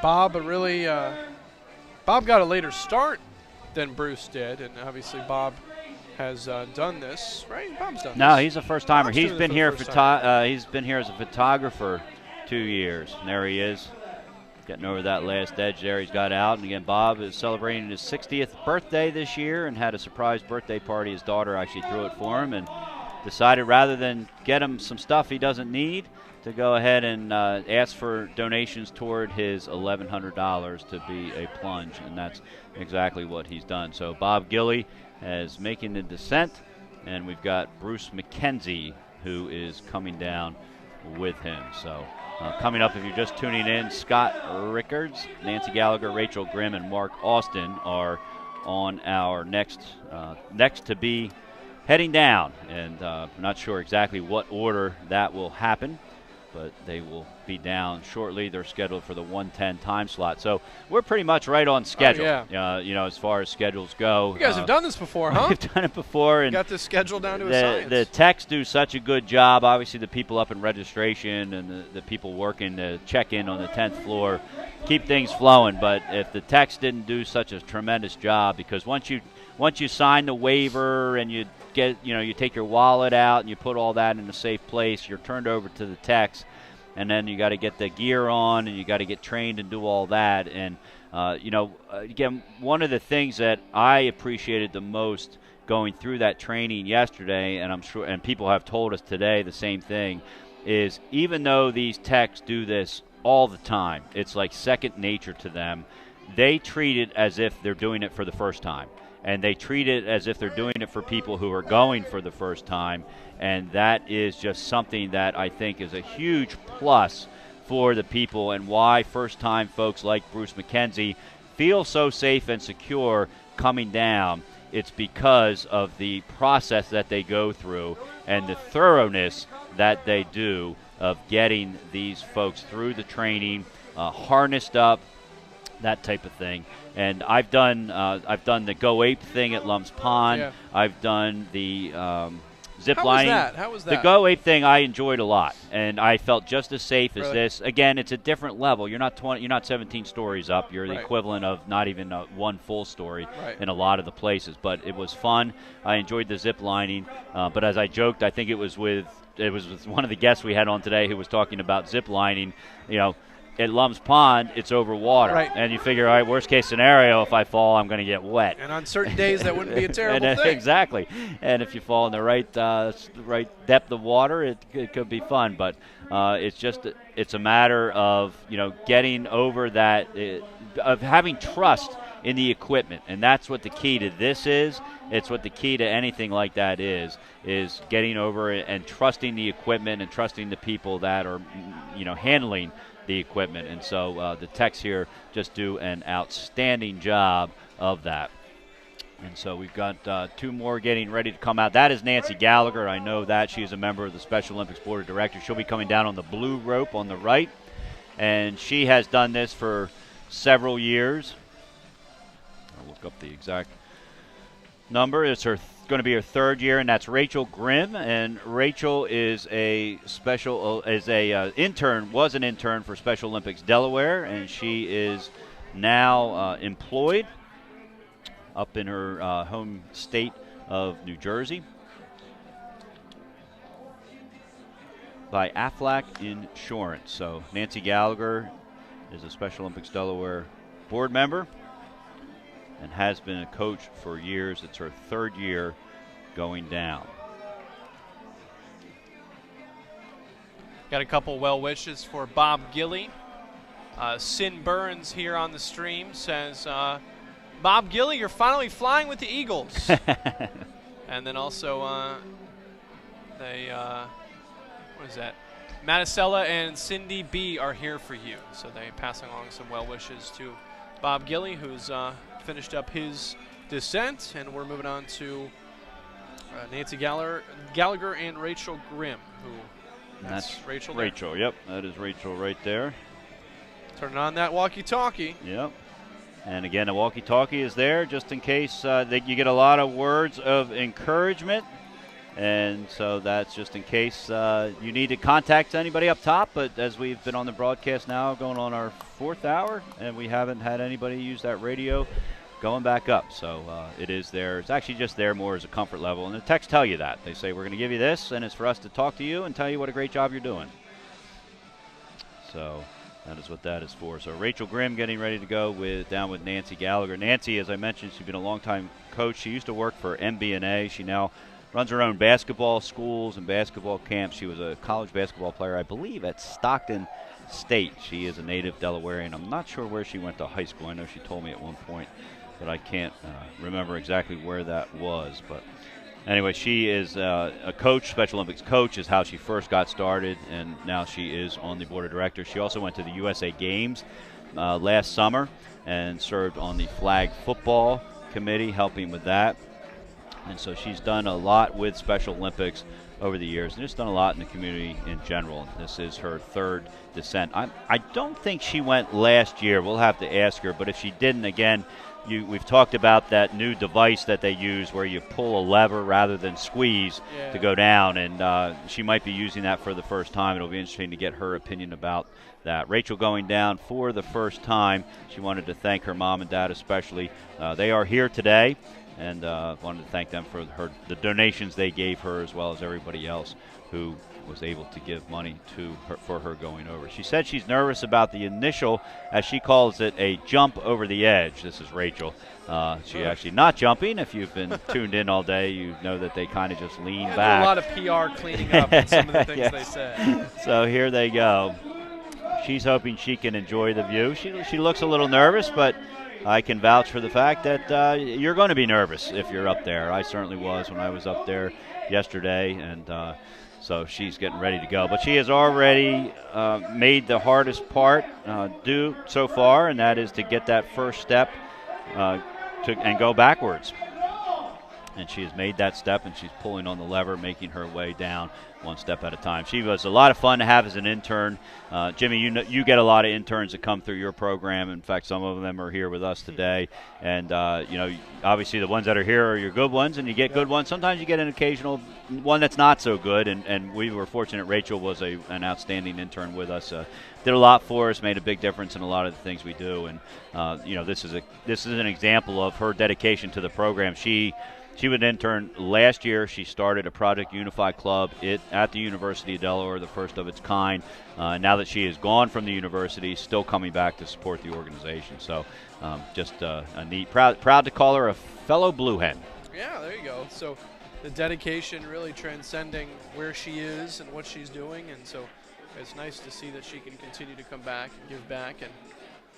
And you know, this is something that you don't really get to do many other places. There's some dedicated camera work right there, leaning over the edge. Yeah, taking pictures of somebody. I don't know if that was Rachel's. Actually, I guess would have been one of our volunteers. We don't let parents and family members up on the roof. There's only so many spots up on the roof, and people might wonder. My guess is we take up a couple. Up you take up a couple up. We have Fox News was up there this morning. We have our own volunteer photographers up there. My guess is somebody listening is thinking, geez, I was told I couldn't go take pictures up on the roof. Why is that? And that is why.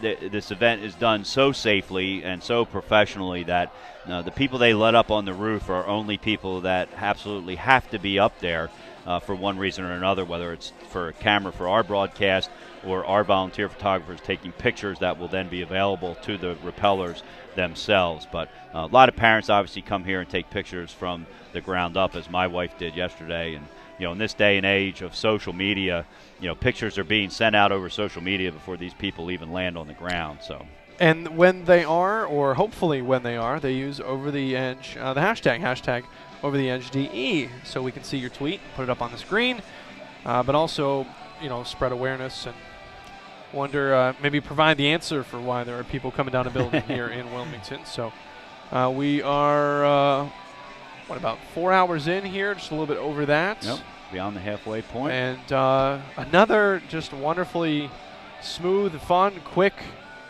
first half here. Raised over $450,000 heading into this year. So this year will put us well over the $500,000 mark there. You can see Special Olympics Delaware, the proud beneficiaries of this. How long event. was this up, John? I know you mentioned it's been up for about at least a month. I want to say closer maybe to 6 weeks. We put that up, and we hope it does just that. We hope when people drive by it and they see, look who's going over the edge, that they might go to the website and find out more about what it is, so that you can expand your knowledge about what it is, what's going on, and see exactly what this event is all about. And as we've mentioned a couple times, that's Nancy Gallagher making her final descent. 4 people have walked up today and said, what do I need to do this? And they wrote us a check for $1,100, and they're going to be coming down at some point. So there's Nancy Gallagher. She is as tall as she looks, Jimmy. She's not Lena Deladon's height, but she's taller than me, and I'm 6'2", and you're tall yourself, and Nancy's probably just as tall as you. And what's funny about Nancy is when she comes to our board of director meeting, she wears high heels. You don't need to do all that. Which takes her from very tall to extremely tall, but we kid her about that. But Nancy is a great volunteer. She's been involved. Not sure if she told us how long she's been involved. Let me look here. But I want to say it's been at least 15 years. 1999 is the earliest I see on this sheet. sheet. So that is 15 years. She actually went to the World Games in North Carolina to help a former staff member of Special Olympics who ran those games there. And there you see Nancy Gallagher. And Nancy's right there is Hank Stocklosa. He is one of our volunteer photographers. That's why he's as close as he is. Hank is the father of Jonathan, who I mentioned was the athlete who went over last year and the year before. A lot of the pictures you see in our photo galleries are courtesy of Hank's professional abilities as photography. And here comes Rachel. She seems to be making her way down there a little bit at a time. And we're going to try to get either Nancy or Rachel in here to talk to them about their experience. I think a lot of people are dodging us this year. You notice that?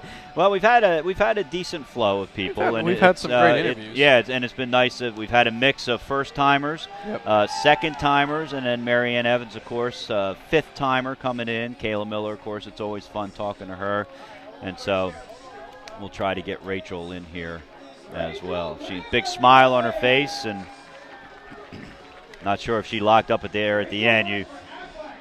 She's unlocked there. You heard a few people who have mentioned that they lock up right at the end and from the ledge to the floor. And again, if you're just joining us, the rope will lock up as a safety precaution if you start coming down too quickly.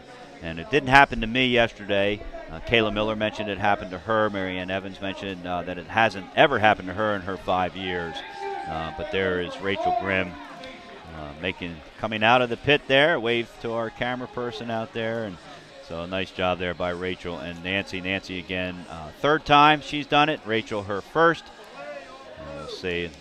There are a couple of Rachel's friends there. That's Tim Kaiser, the director of Special Olympics Newark, and Allie Woodard, who became friends with Rachel during her internship time with Special Olympics. So that's what it's all about, folks. When you land on the ground, I want to say hit, but you don't hit, you land softly.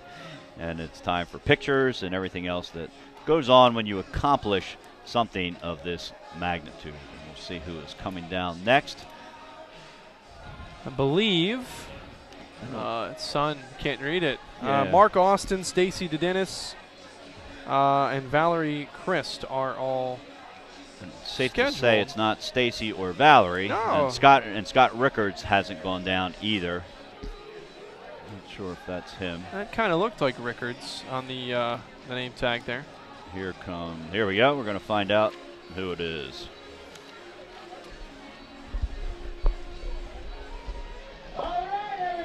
So Valerie Christ is coming down on the yellow, and Scott Rickards coming down on the blue. Yep. And Scott's second year coming down. He works at Capital One. And Scott, this is the case, he grew up next door to Tyler Kennedy, who he's known from birth. Tyler's a Special Olympics athlete, an adult Special Olympics athlete. Scott's coming down. This is his second year going over the edge, and he's looking forward to a lot of things, as a lot of people do the second time. You heard a few people say that the second time they do it, they're going to really enjoy the view much more than they did the first time when they were really focused on just getting down. He said, though, like a lot of people, the thrill of when you first lean back and look down is pretty hard to beat. And it sure is, and loves doing for Special Olympics. And wanted to thank the Wilmington Elks Lodge 307 as his major sponsor. Last year, the 307 gave him $20,000 in donations around to the community, and part of that was toward Scott Rickards' efforts. And in addition to that, the entertainment and companionship for veterans.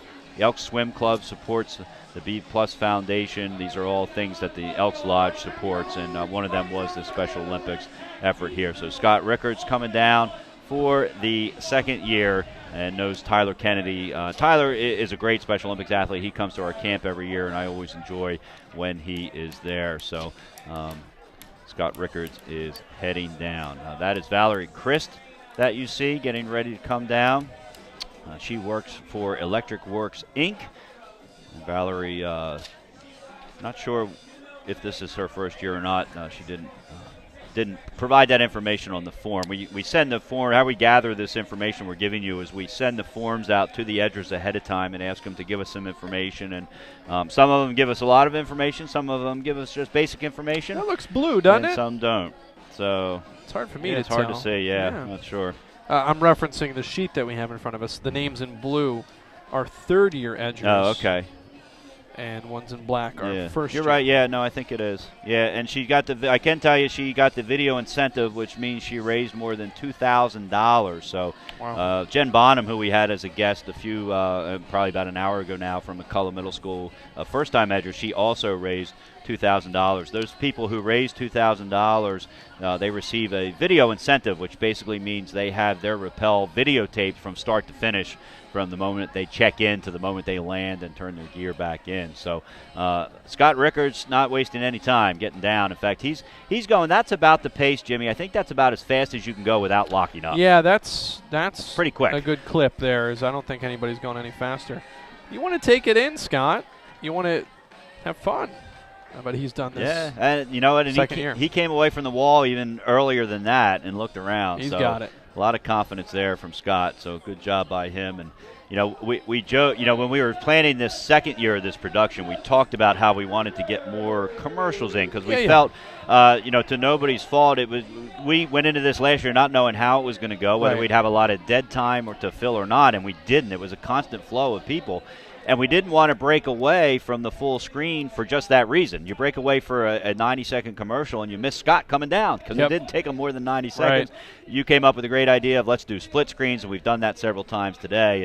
And so at the very least, people are seeing the person come down, even if for some reason we don't get a chance to talk about them as they're coming down, but we've actually been able to do that consistently today as well. There you can see Scott, I assume his children, greeting him there at the bottom.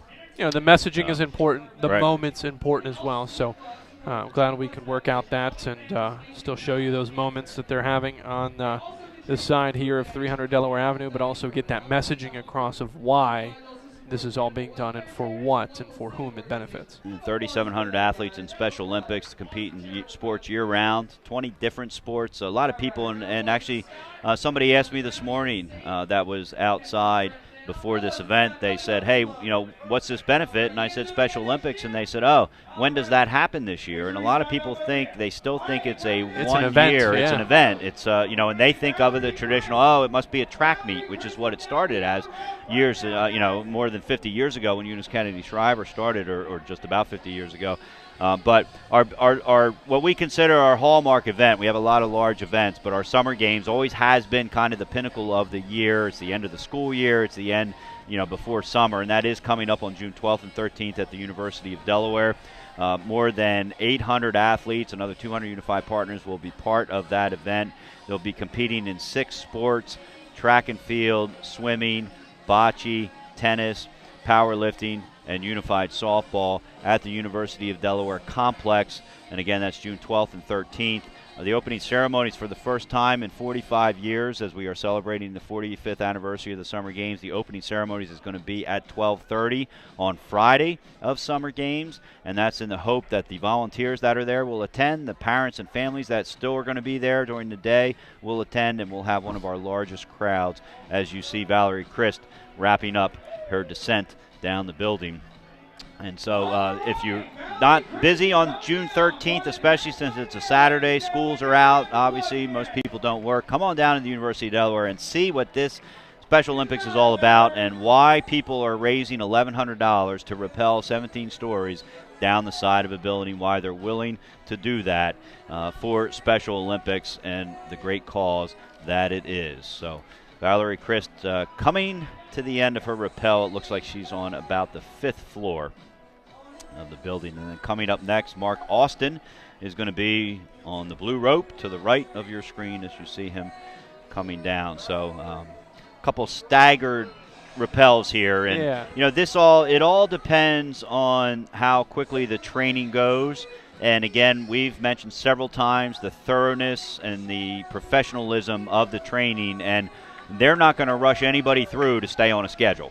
And sometimes people, if you pull down the schedule off our webpage today and you're saying, well, geez, why is she going before him and vice versa, there's usually a pretty good reason for it. It might be because somebody didn't show up exactly when they were supposed to, or it might be because somebody wasn't at the comfort level they wanted to be to get out on that ledge, and so they take a little bit longer during the orientation process. And so hats off to the technicians again here, led by Tim White and his crew, who flew in here on Tuesday to put the final preps on the building and all of that. So a lot of the volunteers, a lot of the people you see in the over-the-edge shirts and the orange hats are volunteers from Delaware. They're from the local, they're rock climbers, they've done this type of stuff, have a lot of experience, but I guarantee you, and I experienced it firsthand, this is her 3rd time. You saw her hold up the number 3. It is her 3rd time going over the edge, and as we mentioned, she raised more than $2,000 for Special Olympics Delaware. So applause to Valerie for her efforts. Again, when you interact with us, use hashtag #OverTheEdgeDE. You can also chat on that screen to the right of the web viewer as you've tuned in. If you need to head out and about town or want to watch it on your phone or iPad, you can. Just visit Ustream.com on that device and search Special Olympics Delaware. And we will have the stream for you there mobily. And continue sending those tweets, and we'll show them as that is Mark Austin as he begins to head on down. And a reminder that if you are watching this, we actually just had I got a text message from Chip Thomas, who went down earlier, and he asked a question. He said, my daughter was stuck at work, couldn't watch me rappel. Is it going to be available later? And Absolutely. It will be. Jimmy splices together it in a very watchable manner, and so that they will be able to, those rappelling will be able to see themselves, and anyone who missed them rappelling will be able to see it. We'll have that up within a week, I would think. And again, if you send a tweet to Over the Edge DE with that hashtag, then we will certainly get that up and mention that. As you see Stacy there, that is Stacy Dedinas. And I recognize Stacy's feet. My eyes aren't good enough to see her name tag, but I know it is Stacy. She'll be going down on the yellow rope. Stacy is a longtime volunteer. I shouldn't say I recruited. Somebody else recruited her to work at the track staging area. I want to say it was probably 15 years ago. Chip Thomas, who was in earlier, who runs the track, she was a key volunteer. The whole key to running a track meet in Special Olympics, and probably any track meet, is the staging area. And that's when you have, at one time, you call for, we want all the 100-meter dash participants, and you got 150 people show up ready to be staged. Well, Stacy and her husband, Steve, helped her at the time with that, and they organized that, and they just did a tremendous job. They then moved overseas, and I forget what country it was. Their work took them overseas, and so they were gone for, I want to say it was at least 5 or 6 years, and then we found out they came back, and the first thing I did when I found out they came back is said, we need to get them back involved at some level. And so Stacy Dedine is a longtime volunteer. And there you see Mark Austin coming down in the yellow shirt there. He works at Logan Generating in Swedesboro, New Jersey. He spent 6 years in the Marine Corps.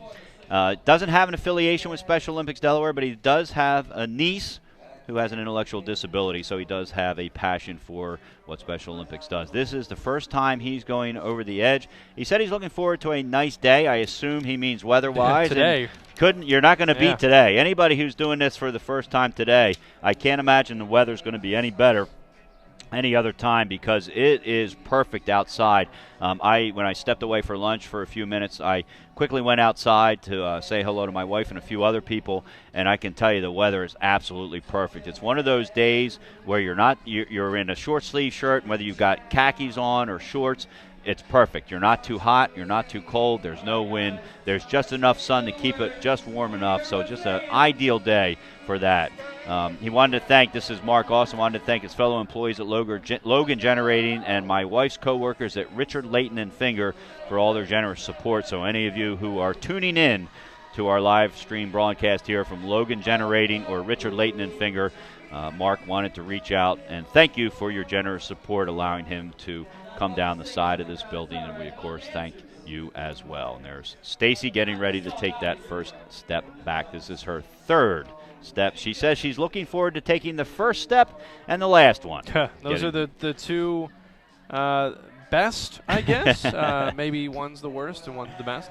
She says she's inspired by the athletes who remind us to be brave in the attempt, and for her, this is an attempt. And she gets that from the Special Olympics oath, that is, let me win, but if I cannot win, let me be brave in the attempt. And I talked about Stacy doing track staging originally 15 years ago. She now does the staging for the aquatics venue at the Summer Games that I just talked about. If you're just tuning in, I'm John Busby along with Jimmy Smith.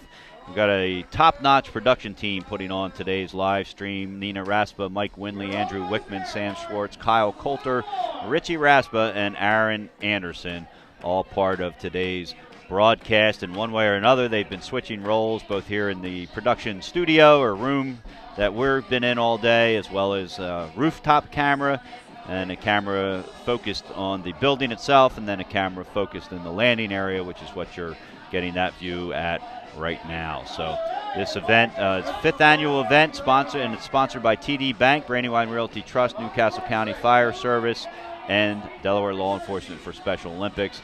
This is the 300 Delaware Avenue building in Wilmington, which is owned and managed by Brandywine Realty Trust. Larry Meister and his group, just tremendous supporters of Special Olympics. And as I mentioned this morning during the broadcast, one of the neat stories that I think comes from this event is Larry Meister, who at the time, I'm not sure his exact role with Brandywine Realty Trust now, but at the time we started this event was the manager of the building and basically the person who had to give us the go-ahead to do this.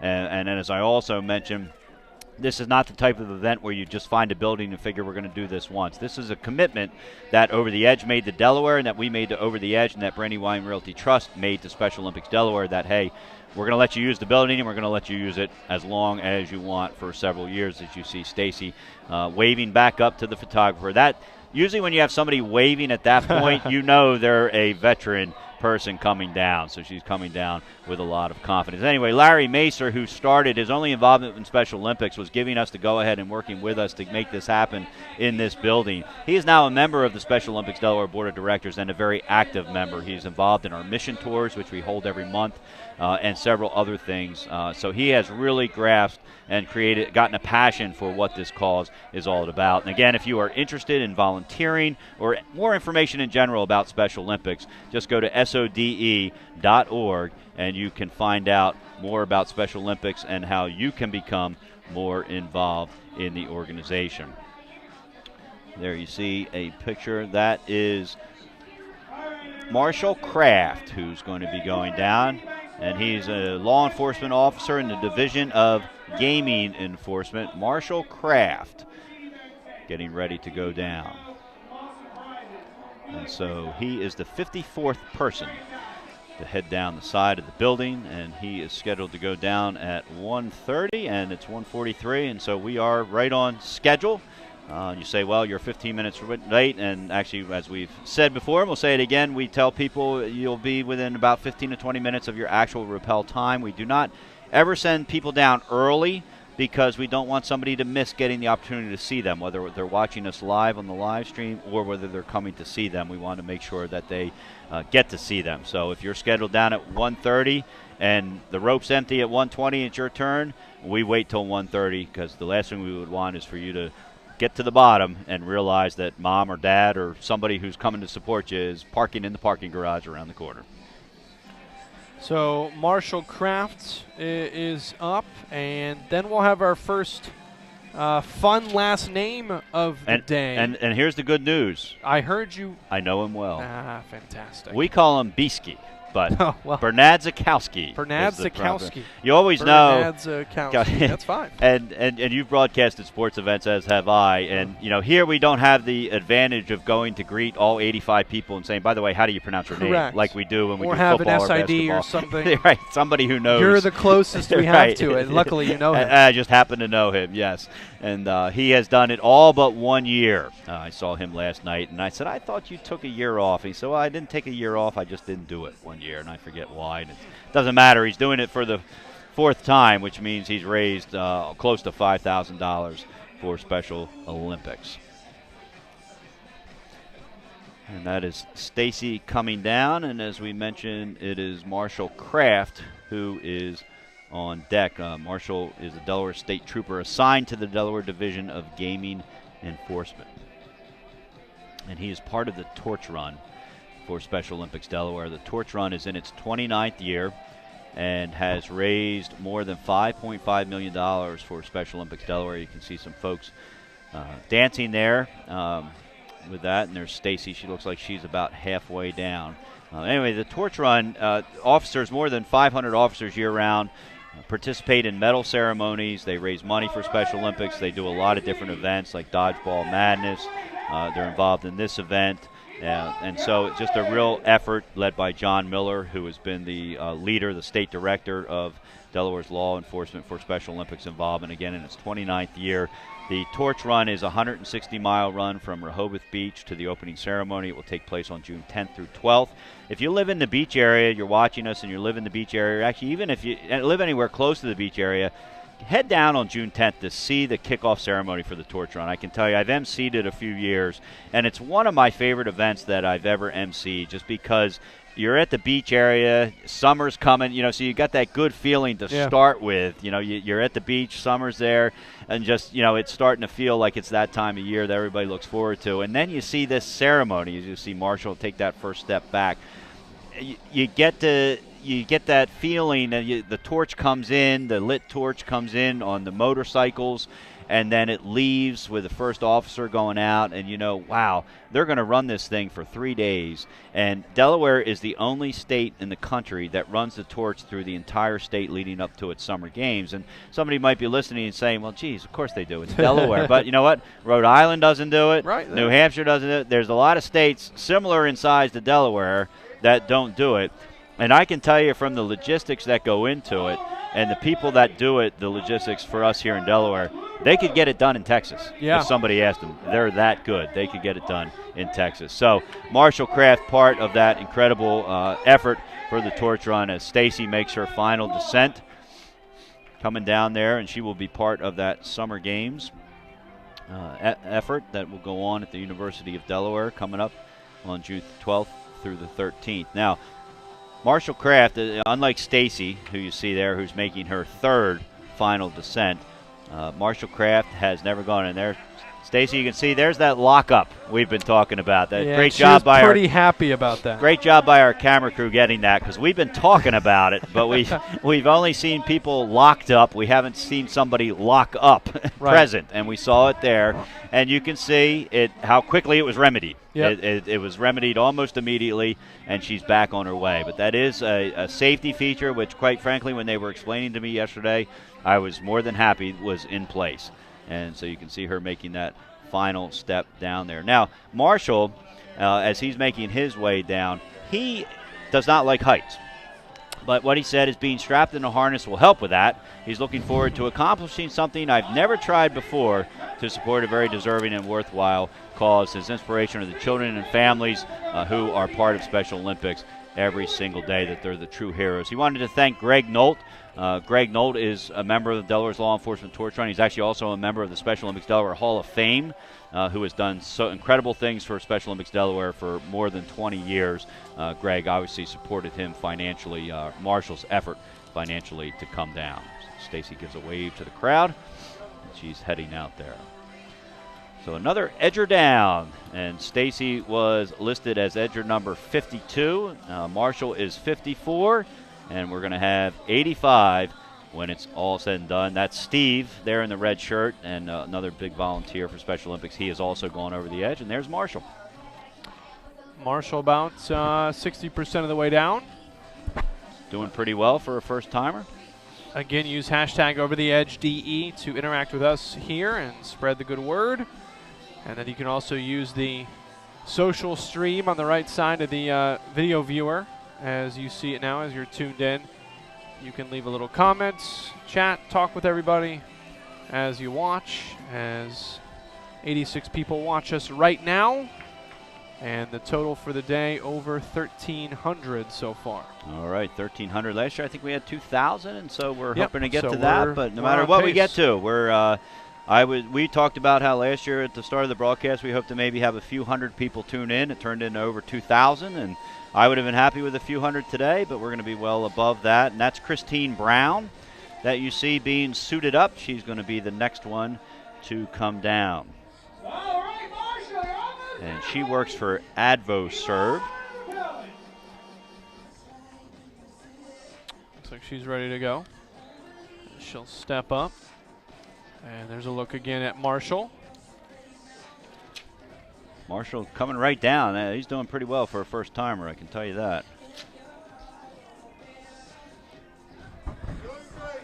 Going till about 4:30 here on the broadcast, so we're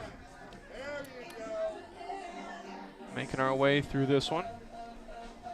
As Marshall's got the GoPro on. I've seen that a bunch. Yeah, it's becoming today. more and more popular. Yeah. Yeah. I mean, first year I think the only person that used a GoPro was one of the media folks on Media Day, and now it's gotten to a point where several people are using GoPros, and you can tell it's half the helmets they have upstairs to use have a GoPro spot on it. Yep. So that one not exactly GoPro. That's me being picky and being knowledgeable, but it's another action camera of some sort. I believe that might be Sony's brand of action camera, but they're all the same idea. Yeah, and you can GoPro has become kind of like Q-tip, Yes. where it's a brand name, but it's kind of a synonymous product. And that is, you can see, we talk about safety. They've got the GoPro not only strapped in from a strap, but they also have a strap strapped to the GoPro. So and if for to some his helmet, reason, so if some reason it were to fall out, it wouldn't come down and land. Wouldn't break, and B, wouldn't land on anybody. So Marshall Kraft, a first-timer. They're greeting his wife and a colleague there from law enforcement. That's Sue Poley, longtime volunteer for Special Olympics, who I know works down in that games division. That's Greg Nolt, who I referred to there with his back to us in the black suit, who has done this event as well. And so that right there, I believe, I know part of them are with that staff of the gaming division. So basically he's posing for photos there with his colleagues. So our camera people are going to be in the back of a lot of pictures here today. That's for sure. And well-deserved. All right, Christine Brown, she's been with AvoServe for 14 years. She's another first-timer. So a lot of repeaters in the morning. It seems like a lot of these people in the afternoon are first-timers. A couple extra hours to come to terms with it. Yeah, maybe, exactly. You know? Yep, exactly. So, in fact, this will have Scott Rickards was a second year. Later on, Mike Vitale's going to be a second year, and we've got a handful of third years and a few fourth-year edgers. But looks like, right around 50% of the people this afternoon are going to be first-timers, which is always a lot of fun. Not that it's not fun when it's a second or third year, but it's always fun when you have a first-timer like Christine. Her inspiration is the amazing kids that she's touched with on a daily basis at work. AvoServe is a school facility, both an overnight and a day school for children and up to age 21, I believe it is, with special needs. So she works, and they have been involved in Special Olympics in the past, and she would like, she's coming down to music Guardian by Alanis Morissette, and she's getting ready to take that first step backwards over the edge there. So Marshall Kraft has landed. Christine Brown on the way. Asking for the hands to go out there up top. As there's another look. Hands are out. Yep, and you put your hands out like that for two reasons. I think that time was for a her photo lock-up? Oh, no, photo op. Okay. I saw a flash. Yeah, I was going to say it's either for a photo op or it's because you're locked up. And usually you're not locked up that high because you got to go fast to come down. And Jeff Finocchiaro is going to be coming down. Did next. you know that one too? I'm guessing on that one, but that sounded nice. I figure it's pretty close. I if you don't know if you say it fast. Nobody second guess. I think he said that. So here comes Christine Brown. She's over that first ledge, which we've talked about is the big step once you get going down there, and then it's leaving a lot of footprints on those windows coming down. Now, people might be wondering, can you see inside the offices there? And I can tell you from my experience, you cannot. Highly reflective glass, it looks like. It is. It's a one-way viewing One-way viewing, yep. And you cannot see. I shouldn't say it. You can see a little bit if you really look hard. Yeah, but it's not what you're doing if somebody's, when you're up there. Yeah, and if somebody's on the other side of that office waving to you, you're not seeing it. Right. You can maybe see the white phone that's sitting on the desk if it's right by the window, but that's about the extent of it. So we've got Christine Brown coming down right now on the left, and it's going to be Jeff Finocchiaro on the right, who is going to be heading down. We'll tell you a little bit more about him once he starts going. Once again, if you're just tuning in, this is the Over the Edge event to benefit Special Olympics Delaware, sponsored by TD Bank, Brandywine Realty Trust, and Newcastle County Fire Service, with support from Delaware Law Enforcement for Special Olympics. Jeff Finocchiaro is employed by Citi, as Stacy Dodinas is stopping by to chat about her experience. Why don't you take your helmet off, Stacy? You can sit right there and put that headset on. Stacy, a third-time edger. And we were talking, Stacy, about how we got you first involved several years ago at the track staging area, correct? More than several, I think more than 15. I don't like to admit I've been around that long. Oh, no, but that you look not me. A day over 21. I dye my hair gray, so people give me that compliment. And then you moved away.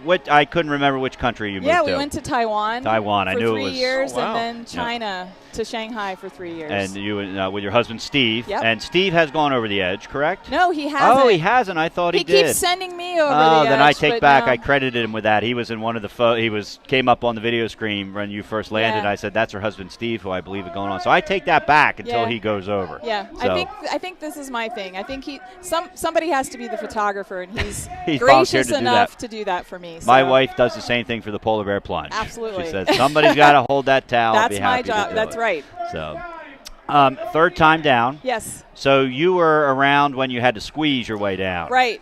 Like this better, less? We've heard both. This is definitely easier on the forearms and the wrist, but after the first year and experiencing it, actually I spent a couple months getting ready for that. The second year using those squishy balls to try and strengthen my wrist.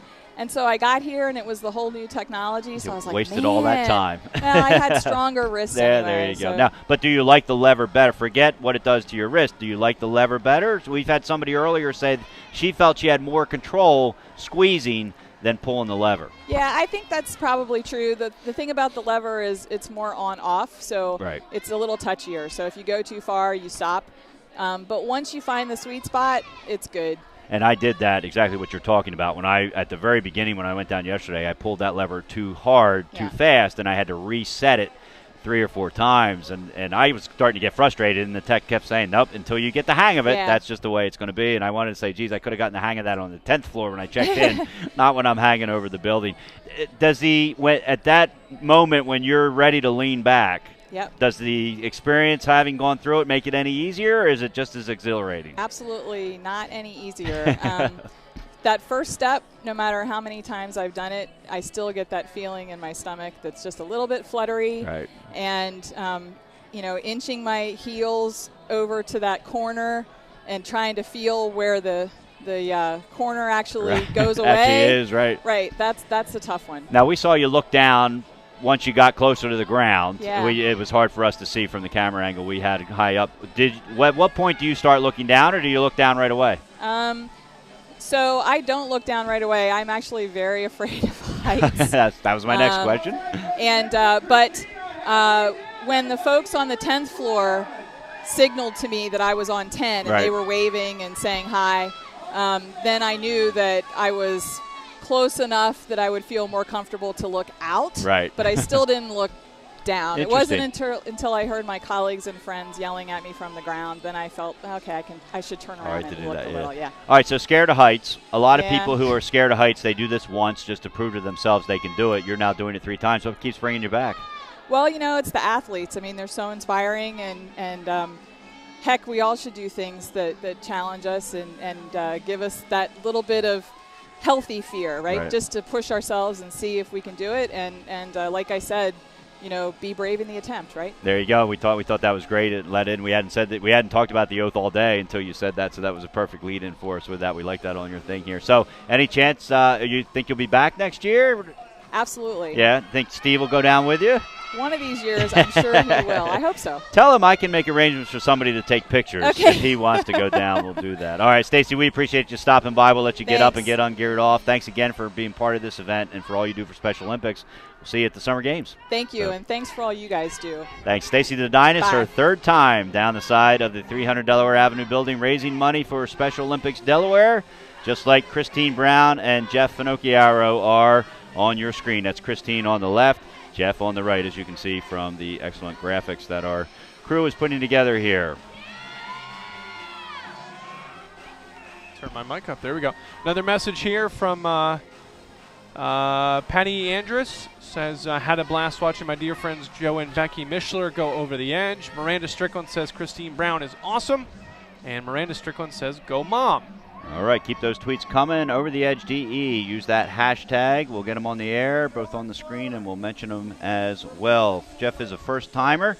Also, he's looking forward to that first moment when you have to take a deep breath and just commit to going over, and he's getting ready to land. He went skydiving last year and loved it. So, and I've told several people, and Jimmy, you've heard me tell people this, if you can skydive, I think this is actually easier. Now, I've never been skydiving. I'll be first to say I'm never going to go skydiving. In fact, as I said to somebody, as you see Jeff land there on ground, his first over-the-edge event over, I don't think I'd even go in the kind of plane that skydivers jump out of. Yeah. My rule is if there's not a steward or a stewardess needed, I'm not getting in that plane. So I give people like Jeff all the credit in the world who have done skydiving. My boss, our executive director here at Special Olympics, has done the skydiving. She's another person I give all the credit in the world to. She's done this event. She's skydiving, and she does not like heights at all. And so I give those people all the credit in the world. There's Christine Brown. She has made the landing as well. So another 2 folks down, both first-timers making the landing here. And we'll see who's coming up next, as Corinne has come in and done a great job all day helping us know who's coming down next and make sure that we have the right names. Mary and Tom, it looks like. All right, so Tom Bernard, must be Tom Bernard-Zakowski is coming down. And Mary Creenan, or Creanin. That's one of those. Sometimes the tougher names are the ones that are shorter. Creanin, I'm going to go with. And Tom Bernard-Zakowski, who is coming down as well. Tom works for Children's Hospital of Philadelphia. He is a nurse practitioner. And Mary is a Special Olympics parent. So Tom Bernard-Zakowski and Mary, the 57th and 58th folks to go over the edge. Mary works for St. Francis Hospital in the labor and delivery unit. So we have a nurse practitioner and a nurse coming down side by side. John Paul Creanin, who is Mary's son, participates in Special Olympics at Leisure Elementary. I believe this is her first time, and she said what she's afraid is that she'll mess up stepping over the edge like her friend Jean Beck did in 2014 with a little smiley face. And for those of you listening and watching, Jean Beck actually got turned around at the early start, and it was actually more proof of exactly how safe this event is. It's something that happened, and it was remedied quickly, and Jean came back down, and as was the first to say when she landed, she would do it again in a heartbeat. And as we get ready to watch Mary and Tom come down, we are joined by Nancy Gallagher, who just landed for the third time. That's correct. Third hey, John, time. how are you? Good, how are you? Nancy is a longtime volunteer for Special Olympics and a longtime board member. I'm not sure how many years you've been on the board, but I would say close to 10 or whatever. It's irrelevant. More than a few. And you are a repeat edger. Did you do it last year? I did. Okay, so you've used that lever that in the early years you had to squeeze. Correct. So yep. This wasn't your first year using the lever, so I won't ask you the difference or what you like more or less about that. But what keeps bringing you back beside, if they started doing this over the edge event for another organization, obviously you have a passion for Special Olympics. Is the main reason you do this because of Special Olympics, or is it just as much because of the thrill of going down the side of a building? John, I'd say that definitely there's the thrill of going down the side of the building, but hands down, Special Olympics is just a huge impact on the community. Wonderful people that are involved, the staff, the athletes that we are able to bring services to, and the way that they develop in the community and support the community. It's awesome, and that's what keeps me coming back.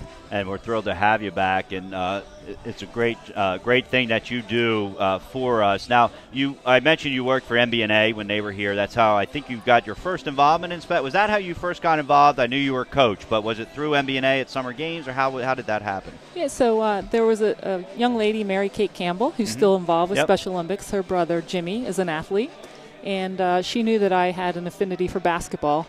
And so she had asked me to come on board and to coach the North Stars, which are now part of the Wilmington Wizards area program. And so from that, you went from coaching to helping at events. You went to the World Games in 1999. Correct. And what was it you did down there? I know you weren't part of Team Delaware. You were down helping Greg Epperson, who was a friend of ours. What venue were you at down there? So my role in the World Games was to carry on for the information systems side of things. So when the athletes were competing, what were the results? Coaches could come to a hub to be able to have that information. Then additionally worked side by side with the folks running basketball. So divisioning, the competition, the skills competition, which was just fantastic. I mean, 100+ countries that you get to deal with and work with. Just a huge experience. All right, there on, you see Mary Creanin, and Tom Bernard-Zakowski is getting ready to come down as well. Nancy, that first step everybody talks about, does it get any easier? I don't know about that. And that's what everybody tells us. So that first step, whether you've done it 3 times like you, or first time like I did yesterday, or 5 times like Marianne Evans did earlier today, that first step is a doozy. At what point do you feel completely confident that you're going to be okay and everything's going to work out, even though you've done it before? I think you hang off the side of there, you get a little bit hitched in, get comfortable that you're not going anywhere. Right. And when you come off that mat, if you can see the mat on the top of the building, you come off that mat that's about 5 feet down, and at that point, you're feeling really good. The crowd's down there supporting you, hear the cheers. Right. You're feeling great. Now, to give you some idea about the wind condition, it doesn't look like there's any wind up there today. Yesterday, when the media went down and I got a chance to come down, those tarps that you see draped over the side, they were blowing. And wow. So you can see there, and that other shot we had, that they are not blowing. But the tarps were blowing back and forth yesterday, and so we've asked a few people what the wind conditions have been like, and that's probably the best way to describe it visually is to give them that information. But was there when you got down, let's say halfway point, what was it like physically? Were you tired? I mean, you're in pretty good shape. You work out. Was it tiring at all, or I got tired coming down? And I think part of that was I was so amped up about that I was almost done. But you've done it 3 times now, so I didn't know whether that changes or, what was it? What's the physical exertion on your body coming down, for people who have never done this before? Yes, certainly. It's the equipment does the work per se, but you are, and I find that it's more of an ab workout where you're trying to stay in that L position to keep control and also keep control. Your arms start to get a little bit, weakened as you're trying to let the rope out. And of course, it's a little bit of your nerves are going as well. No matter how many times you do it, I think a little bit of nervousness is going to be included. Now, you can on the photos you see now, you can basically you have your left hand pulling the lever, which controls your speed. And on the right hand, you're controlling that rope. You can see in Tom, Tom's going no hands right now for a picture, but Tom's right hand, he's actually controlling a rope that's hooked up through a carabiner that really doesn't do anything. It's a safety rope, but you still control it with your right hand. I found myself grabbing that rope with my right hand, and so when I landed, my right wrist was much sore than my left because I don't know why. I just kept grabbing that rope, and as they told me at the top, that's not going to do anything. It's just going to stop you from going. You got to let that rope go and just control it so you don't get tangled up in it. And there's a view. You can see Tom, both of them actually holding the rope on the right there.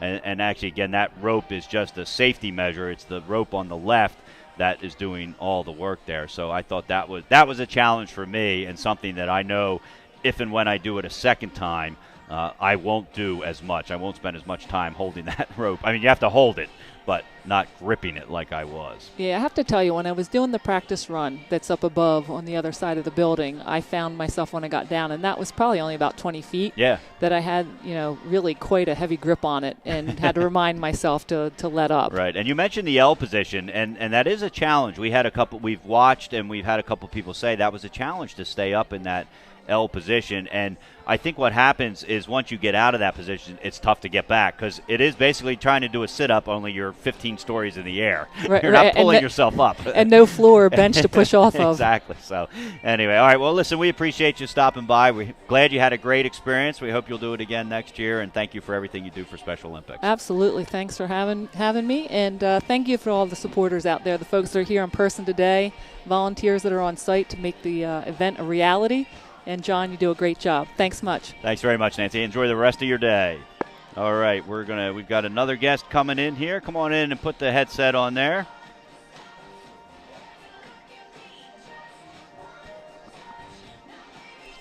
Hey, hi. My name's Jeff Finicaro. Jeff Finicaro, okay. And I work at City. City, right there across you go. The street. Right across the street. Now, this was your first time coming down, yes, right? Yes, it was. And what was the experience like? It was incredible. Yeah? It was. First of all, the weather was spectacular. It was clear. You could see everything in the city. And, that first leap was a little... You had to be... that was the moment of truth there. But once I got down, and that was great.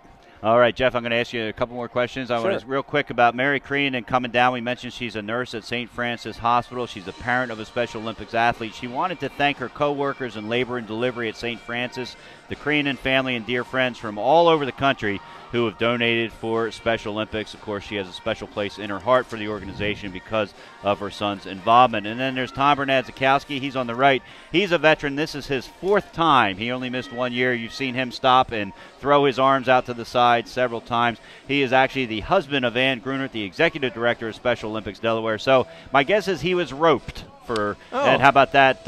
No pun intended. Boom. Right. Nice job. Into doing this the first time and maybe the second, third, and fourth time as well. But he is a nurse practitioner at the Children's Hospital of Philadelphia. He actually, to Tom's credit, he was involved in Special Olympics, running events for us before he ever met And so he's got a true passion for the organization to begin with. So Tom, it's in jest that I say he was roped into this. He truly is a great guy and a great supporter of a lot of causes, but especially Special Olympics Delaware. Jeff, first time you skydived. That's according right. to this. When did you do that? That was back in September. All right. Now, wow. Jimmy and I were both joking that not only will we never skydive, we will never fly in a plane that is one you use for skydiving. What was that experience like compared to this? The pluses and minuses. There was a lot more adrenaline with the skydiving because it was literally you in free fall. That's I mean, right. you jump out of that plane, me. and then you can get to about 120 miles an hour. Right. And you are just. Do you find that falling. out before or after how fast you go? Or You're when? told before, but you don't. It's just a number. Right. You don't understand what 120 miles an hour feels like until you're actually falling, and your face is just getting blown back. And I mean, it is an incredible adrenaline rush. Then they pull the chute, and then you just sort of just make it down to the ground pretty peacefully. What is the elapsed time in actual time? Because then probably when you're doing it, it feels like either a year or 1 second. I think How it was long about is it before they pull? I think you were in free fall for a couple minutes. You were in free fall for a couple I felt minutes. like a couple minutes too long for me. I felt like it was like 20 seconds. No. I think you're in about a 2 or 3 minute free fall. I think the whole affair takes maybe 10 or 15 minutes. So contrasting to this, with skydiving, you don't do anything except what the tandem jumper tells you. There's nothing involved to it. You just have to sit there and pray, basically, or enjoy. Here, you were involved. So you're pulling the lever to release the rope. You're moving down. So there's actually some involvement. Did you enjoy one more than the other? They were both incredible. Yeah. They were both Would incredible. you do both again? Sure. What got you? You have no affiliation to Special Olympics. You worked across. What made you decide to do this? Because you saw it last year or something like that? Exactly. I was walking home from lunch, and I see these people just rappelling down a building. I'm like, what? I'm like, hold on. How is this a thing? And then, of course, I saw a sign-up sheet for asking if folks were interested, and I said, yeah, why not? So I did it. All right. Well, thank you very much. We hope to see you back. I will be back. What's still on your bucket list? Skydiving, check. Rappelling 17 stories, check. African What's next? safari. Oh, wow. Yeah, well, that's on my bucket list, too. Safari. Yeah, I don't know why I feel more in control of something like that. Yeah. Because I'm down, but like anything hang gliding or parachuting, no. For some reason, like lions and zebras and elephants, it's like, all right. Yeah, because theoretically, if the lion's coming at you, the armed guards will probably discourage said lion. Yeah, whereas there's really nothing you can do. Good point. Unless the Almighty puts his hands out and cradles your fall, you're kind of stuck. Good point. Good point. There's Mary Creanan finishing up her first attempt going over the edge, and Tom Bernadzikowski, you saw landing, so a nurse and a nurse practitioner finishing up. Listen, Jeff, we appreciate you stopping by. Thanks for supporting Special Olympics. We'll look forward to seeing you back for your second rappel. Right. Have a great day. And comparing the first to the second. Yep. Thank you, Jeff. Right, thanks, Jeff. All right, so Jeff Finocchiaro, who has skydived, check. Rappelled, 17 stories, check. And we'll look forward to having him back next year. Jimmy, who was the guy last year we had on who bungeed? Remember that? Yeah, there was You know what I'm somebody. talking about. He bungee jumped in a cave or something. It was something real cool. Something really cool. And talk to us about it. It was just one of those things. So for our first, I don't know if this was our first skydiver today or not, but first one to come on the air and talk about it. We had a flat Stanley, our first in the 5-year history of the Over the Edge event for Special Olympics Delaware. Levita Mofatt wore the flat Stanley on the back of her helmet. And as we said, no matter where the other flat Stanleys in that class got to, nobody has come down 17 stories. There you can see the executive director Ann with her husband Tom Bernadzikowski, who just landed. And we're getting ready for our next group to come down. Richard Perillo. Perillo. Perillo, I was going to say. It looks like Rich Perillo who's coming down. And Rich is actually the captain of the Christina Fire Company. And he is one of the big reasons that the Newcastle County Fire Service has come on board as a third sponsor of this event, along with TD Bank and Brandywine Realty Trust. Rich actually is a police officer for the Newcastle County Police Department. And when he got involved, you've heard me talk about the torch run. And so from that, he got involved in this Over the Edge event and decided that, my colleagues, the volunteer fire services, should be part of this as well. And, of course, they raised a lot of money to be a sponsor for this event and also for Rich to have the opportunity to go down. Rich is actually an executive board member of the Delaware Law Enforcement for Special Olympics. And Rich has agreed to come on and chat with us afterward. We're hoping he will make his way in here. I was talking with him last night at the cocktail reception, and he actually spoke to the group as a representative of the sponsor, and he was looking forward to going down. This is his first time doing something like this, and you know, when you're saving lives as either a police officer or a volunteer fireman, I'm not sure the thrill of rappelling 17 stories lives up to that, or maybe the satisfaction. That's something we'll ask Rich when we get him on, but he's getting ready to go. Again, if you're just tuning in, I'm John Busby along with Jimmy Smith, our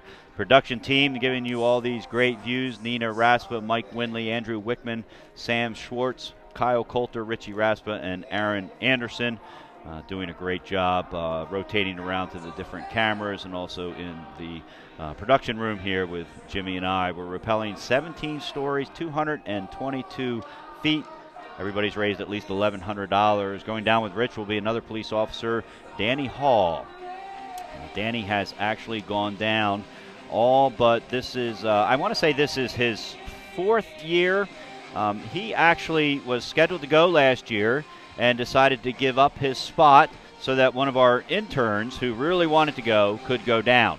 And Danny is a neat story, and I'll wait and talk to you more about him when he's actually on the camera. This is still Rich up here as well, but our law enforcement has been involved extensively in Special Olympics for 29 years, as I mentioned, and it's a worldwide effort. It's not just an effort here in Delaware. In fact, the Unified Relay Across America is taking place in Delaware. It will be here June 5th, and that is kind of an offshoot of the torch run itself, although police officers are not going to be running in that one. But it's the torch that is going to be taking its route across America to the World Games in Los Angeles in 2015 in July.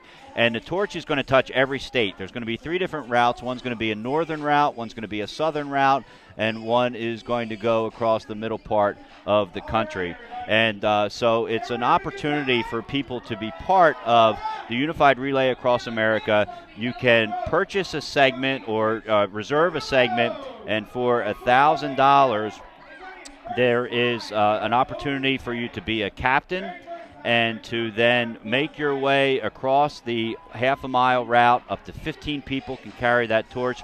We have a few spots available. For more information on that, go to SODE.org and click on the Unified Relay Across America banner. And, of course, you can contact us at info@SODE.org if you have any questions about that. There you see Rich Perillo, a first-time edger, taking the first step back. What everybody we've had on the air, myself included, will tell you that is the most anxious part of the rappel, is when you take that first step back and you realize at that point, A, I'm going, and B, I'm going down. And so as safe as you feel until you start nudging your way down along that building and get yourself going, that's when it really, you get that thrill of, here I go. And to be honest with you, Jimmy, that's when I felt, you know what, I'm going to do this, and I can do it. Rich is taking giant strides there as he wants to get into that good feeling right off the bat as he disappears from our shots. And we slide on over to see Danny Hall for the first time. Yep, and in Danny. And Danny is... here's discomfort. Yes. This is what discomfort looks like. And Danny is a great story. As I mentioned, I believe this is his 4th time. If it's not his 4th, it's his 3rd time. And Danny, his wife Jen Hall, went over earlier. And Danny and I went to college together. We were both Delaware graduates. And Danny, you see him stick his tongue out at somebody there. Danny is, and he won't mind me saying this, he is petrified of heights.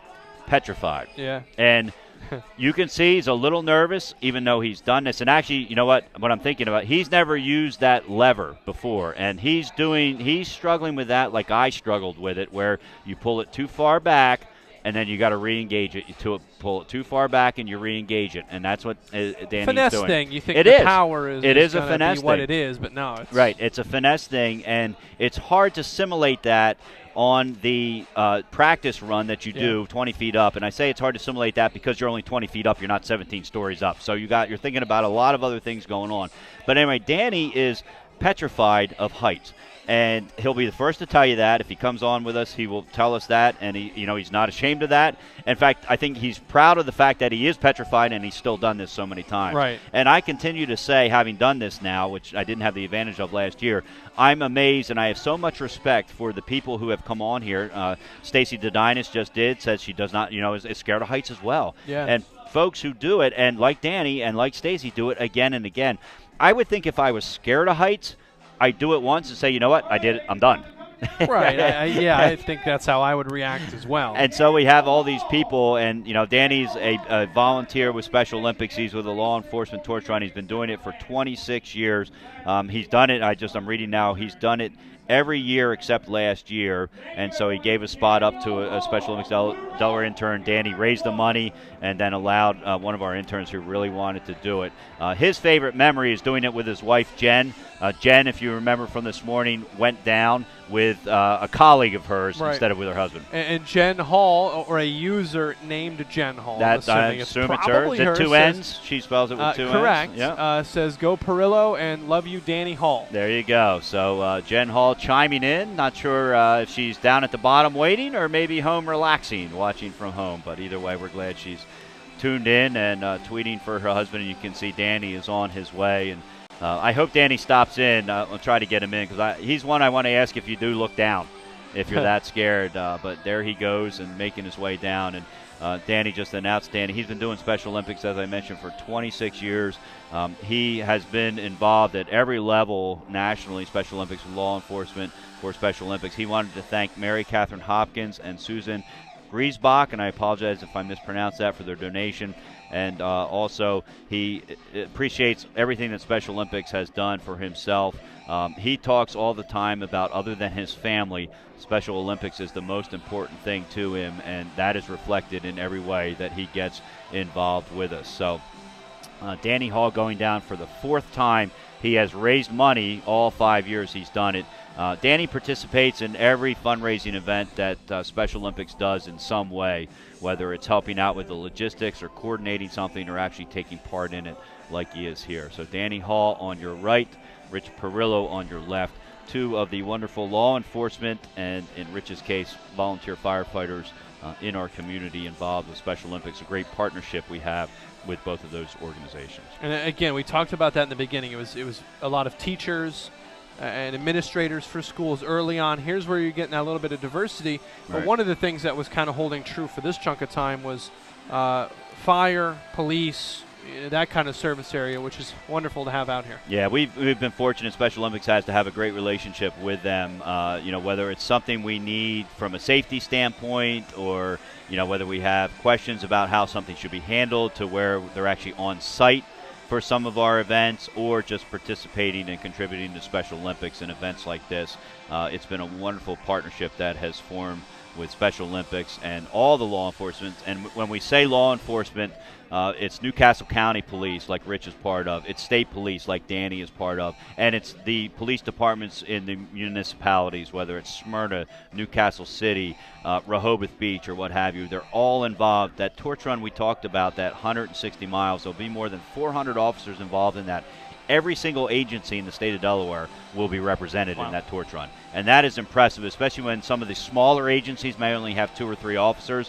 They still get involved in the torch run. And so you see Danny making his way confidently down, and Rich doing the same as well. Danny's I think he was a triathlete at one point. I know he's very into the fitness and the runs and that type of stuff. There's Rich, a first-timer. You don't see a lot of first-timers throw both hands off the rope like he did just there, and they're the fans at the bottom. There have been every time I've peeked out, there's been a packed group of people out there, and much like people who tune in to us on the live stream, you're tuned in to watch a certain person, so you listen to us a little bit before, maybe a little bit after. It's the same thing with the crowd outside. That crowd has been a constant change over all day with people here specifically to watch somebody, or if you walk by, you're going to watch a few people come down, then you got to get back to work. Right, and absolutely. So, we don't Interesting lunch break here today for people that work down here. Sure is.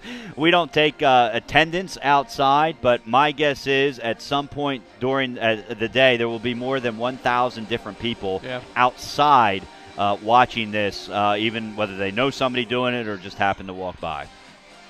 Well, while we're dropping numbers, today so far, we have about 84 on right now, but today so far, 1,500 people have tuned in. So thank you to everybody that's tuned in. 1,500 just today? Just today. Wow, impressive. So that gives us the grand total of the two broadcasts, the 2 years, of almost 3,600 wow. that have tuned in. And that's with a couple hours to go here. There's Danny making his descent. Maybe we'll see if, you see there. Too far. It doesn't get any easier coming down, as people say. They may enjoy it more, but the adrenaline rush is right there. And there's Rich Perillo landing for the first time. I believe he's been at this event before as a volunteer. I know he's never done it, but we will check if we have a chance to chat with him as to whether this is the first time he's ever been part of this event. And, that's the one thing, one of our interns who's doing social media for us and also going to be writing a story, Lindsay Dworitz, when she first stopped in and she came in here, the first thing she said to me is, wow, I had no idea this event was going to be this big and this, phenomenal. And it really is when you think about what goes into the effort here. And people who are watching it on the internet have seen all the different camera angles, what goes on up on the roof, what goes on the floor, and what goes down with the actual descent. What they aren't able to see, and part of that is intentional, is what goes on the 10th floor. And the 10th floor is where you check in, where you get acclimated to the event.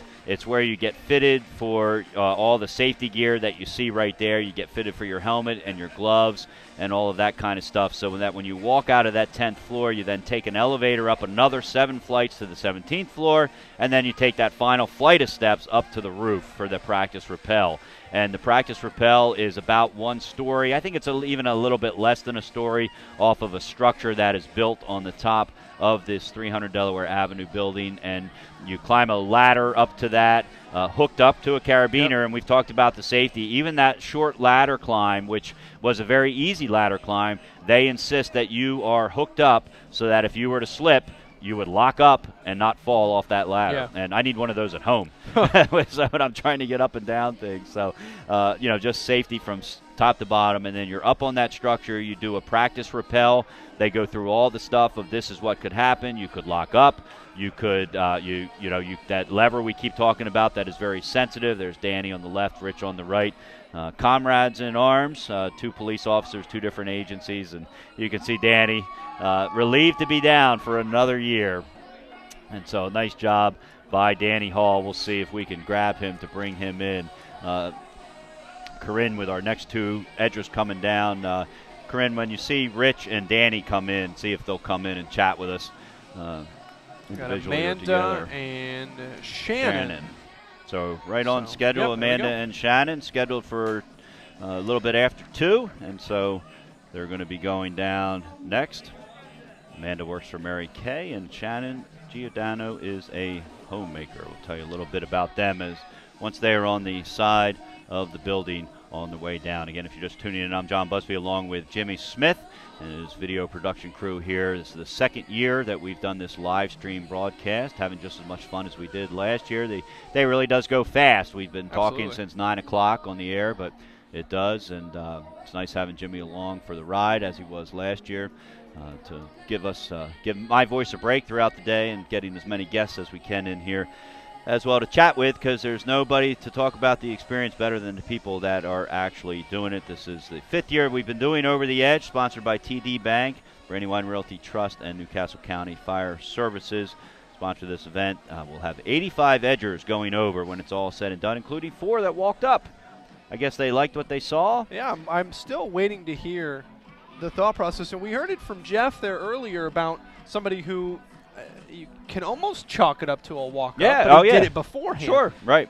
working across the street, saw it last year, saw a sign-up form, made it happen. Yep. That's walk up, I guess. It just didn't happen today. So it's kind of cool. It just seems like an adrenaline junkie type of guy who wants to do those kind of things, but also, buys in, understands, gets what this is all benefiting, and that's a cool thing. Yeah, did the skydiving and now has checked this off his bucket list, and that is going to be Amanda Biggs there on the blue rope, ready to go down in the bright pink. And she's going to be joined by Shannon Giordano. And that's another name I happen to know because I went to high school with a few Giordanos. Shannon wasn't one of them, but she's going to get ready to go down as well. Everybody. And that's good. And Amanda didn't let us know whether she's a repeat edger or not. We'll see when she gets back. Oh, yeah, that's right. We have that on the list. That's really the only thing I'm using it for. It's the font is... It's in black, so that's the first time. First year, like. And Amanda Biggs has raised $2,000, so she is being videotaped. You can see the video camera guy right there. And again, if you raise more than $2,000, which we had 6 people do this year, you get the video coverage from start to finish, from the time you check in to the time you check out, once you have rappelled and gone upstairs. And so a neat keepsake for somebody going over the edge. So. All right, well, we'll take a timeout. We've been on the air for almost 6 hours at this point. We got another 2 and maybe some change to go, as the final repeller is scheduled for about 4:20, 4:30. And with that in mind, I'll give myself and, more importantly, John Busby a little break. We'll head to a little bit of a commercial where you can hear more about the messaging of Special Olympics and why we do this.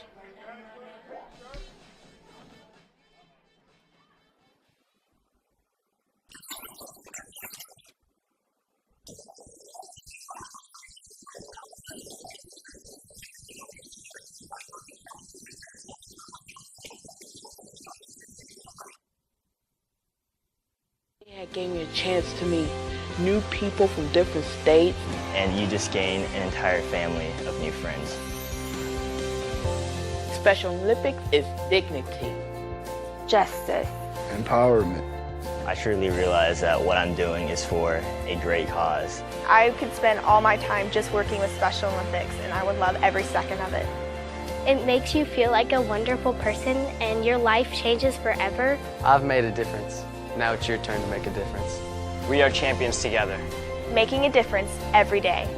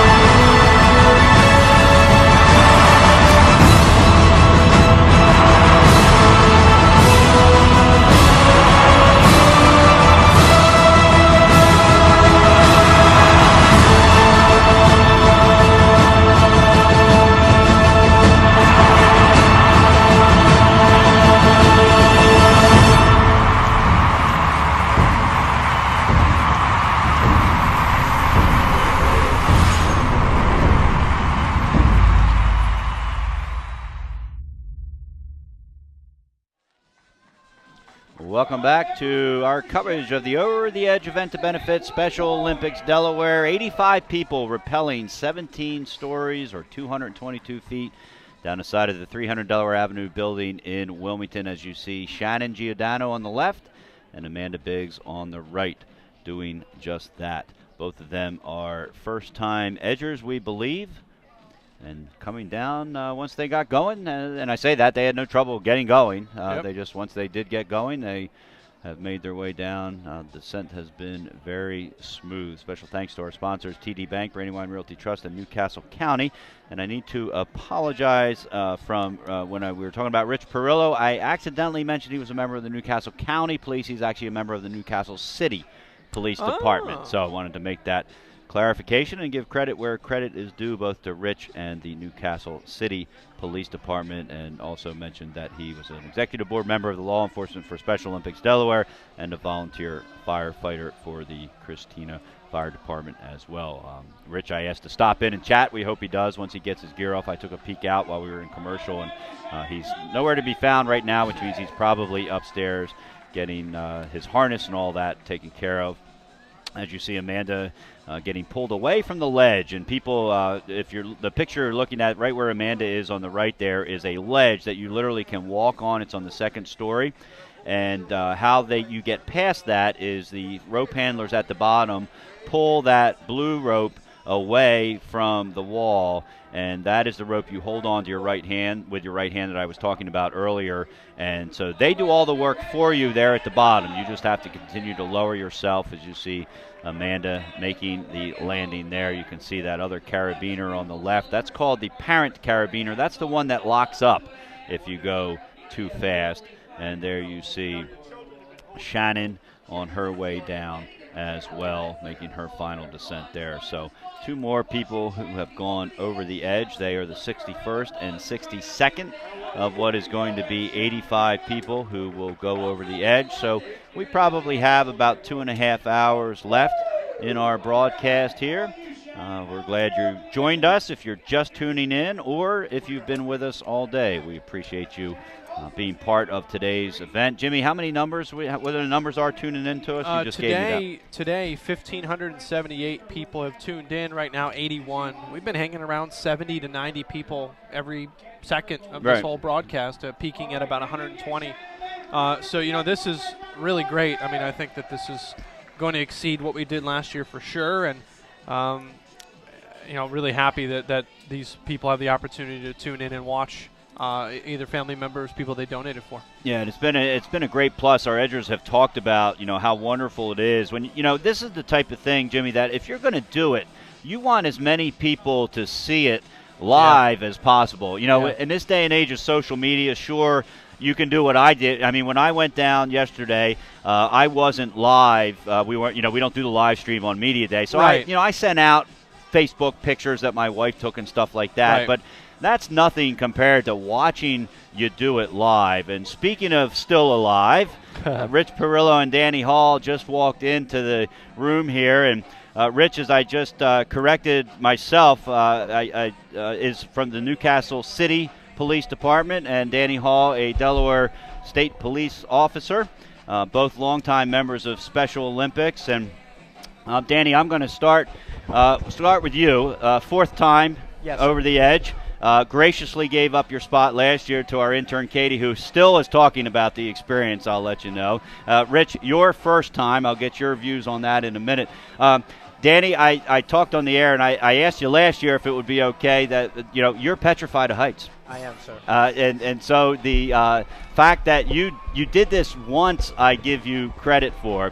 The fact you've done it now 4 times, I give you even more credit for. I did it for the first time yesterday, and I told my wife when I got home, she said, "Boy, I can't believe you did that." I said, "I can't believe the people who are scared of heights that do it." I'm not scared of heights. I was still a little bit anxious up there. Being scared of heights, what was going through your mind? Now, and I'm going to let you talk, don't worry. I saw you go, and you had trouble with the lever. I did the exact same thing. I had to relatch that lever 3 or 4 times because you've never used the lever. No, sir. When you last did it, they had the squeeze mechanism up there on the what you see right there is Barbara McDermott. She's going to be coming down with Alan Hines. So if you've tuned in to see those two, they're going to be next up. Barbara McDermott is on your screen right now. Alan Hines will be on the other rope. She's on the blue rope. Alan will be on the yellow.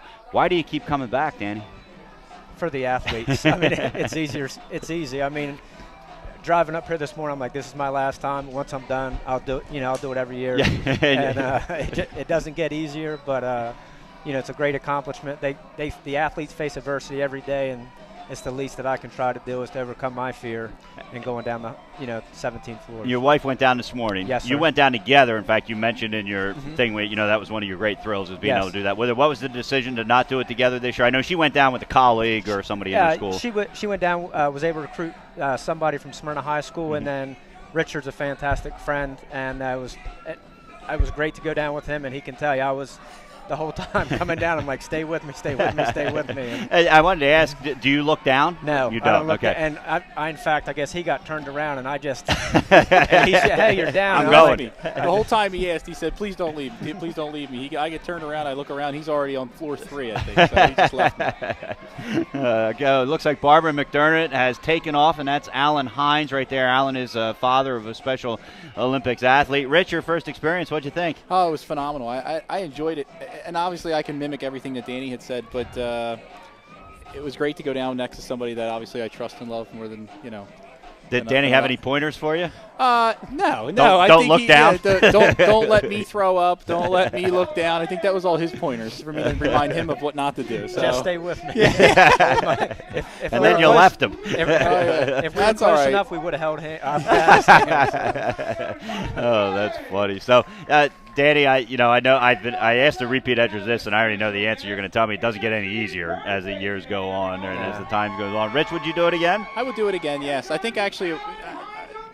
I think I'll be a little bit more comfortable just because, and I think I was probably fortunate. I didn't see or use the devices that they did before, so this was the first time. It was a little awkward, but it was definitely something you got used to as you started going. But no, obviously, I'll just for the fact of going over the 17 floors and rappelling, I'll definitely do it again just because of Special Olympics and what it means to everything. So now, have you done anything else like this? Skydiving, anything close to this? No, but as a volunteer fireman, we learn to rappel. I was on some of that high angle confined space teams, and we did the rappelling, but totally different devices, just the rescue plates and everything like that. Yeah.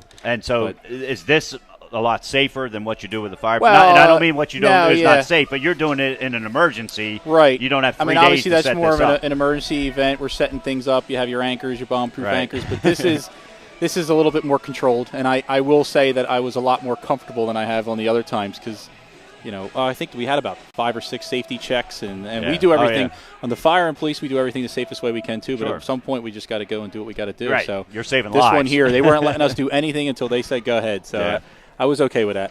One of the things that impressed me the most, and I had been hearing this for 4 years, is what a great job the techs do up there and how secure they make you feel. And as we've talked about it, they treat it like they're doing this for the first time, even though they've done it thousands of times. And they treat it like you're doing it for the first time because you want that comfort. And so I was impressed with that. So, Danny, Jen went down second, third time? Third time. Third time. You've talked to her since then. She actually sent a tweet to you on that. Was she glad she did it again? Yeah, hopefully maybe next year we can do it again together. Now, is she scared of heights? No, so she really looks forward to it and enjoys it. Your favorite Special Olympics memory, do you have any? I know I'm putting you on the spot. Your heartbeat's still going. Honestly, there's probably not any specific one. It's just the way the athletes make you feel. I mean, you could just be as a spectator, or you could be giving out medals. You could be in Korea. Right. But it's just all. I mean, I can tear up now. It's just everything is good. And I know where you got your start, but tell everybody listening, how did you first get involved in Special Olympics? Dr. Keith Hanlon in athletic training, you had to attend a Special Olympics event, and from that point forward, I was hooked, and I was fortunate. I came out of the academy in May, and it was a week later we had the law enforcement torch run, and was able to participate in that, and from that point forward, I was involved. Right. Now, will you run this year's torch run? Yes, sir. And, I know you've done that almost every year. Every year. You have done it every year, literally. So that's great. We appreciate that. Rich, a new relationship with the Newcastle County Fire Services, sponsors of this event now, one of 3 sponsors.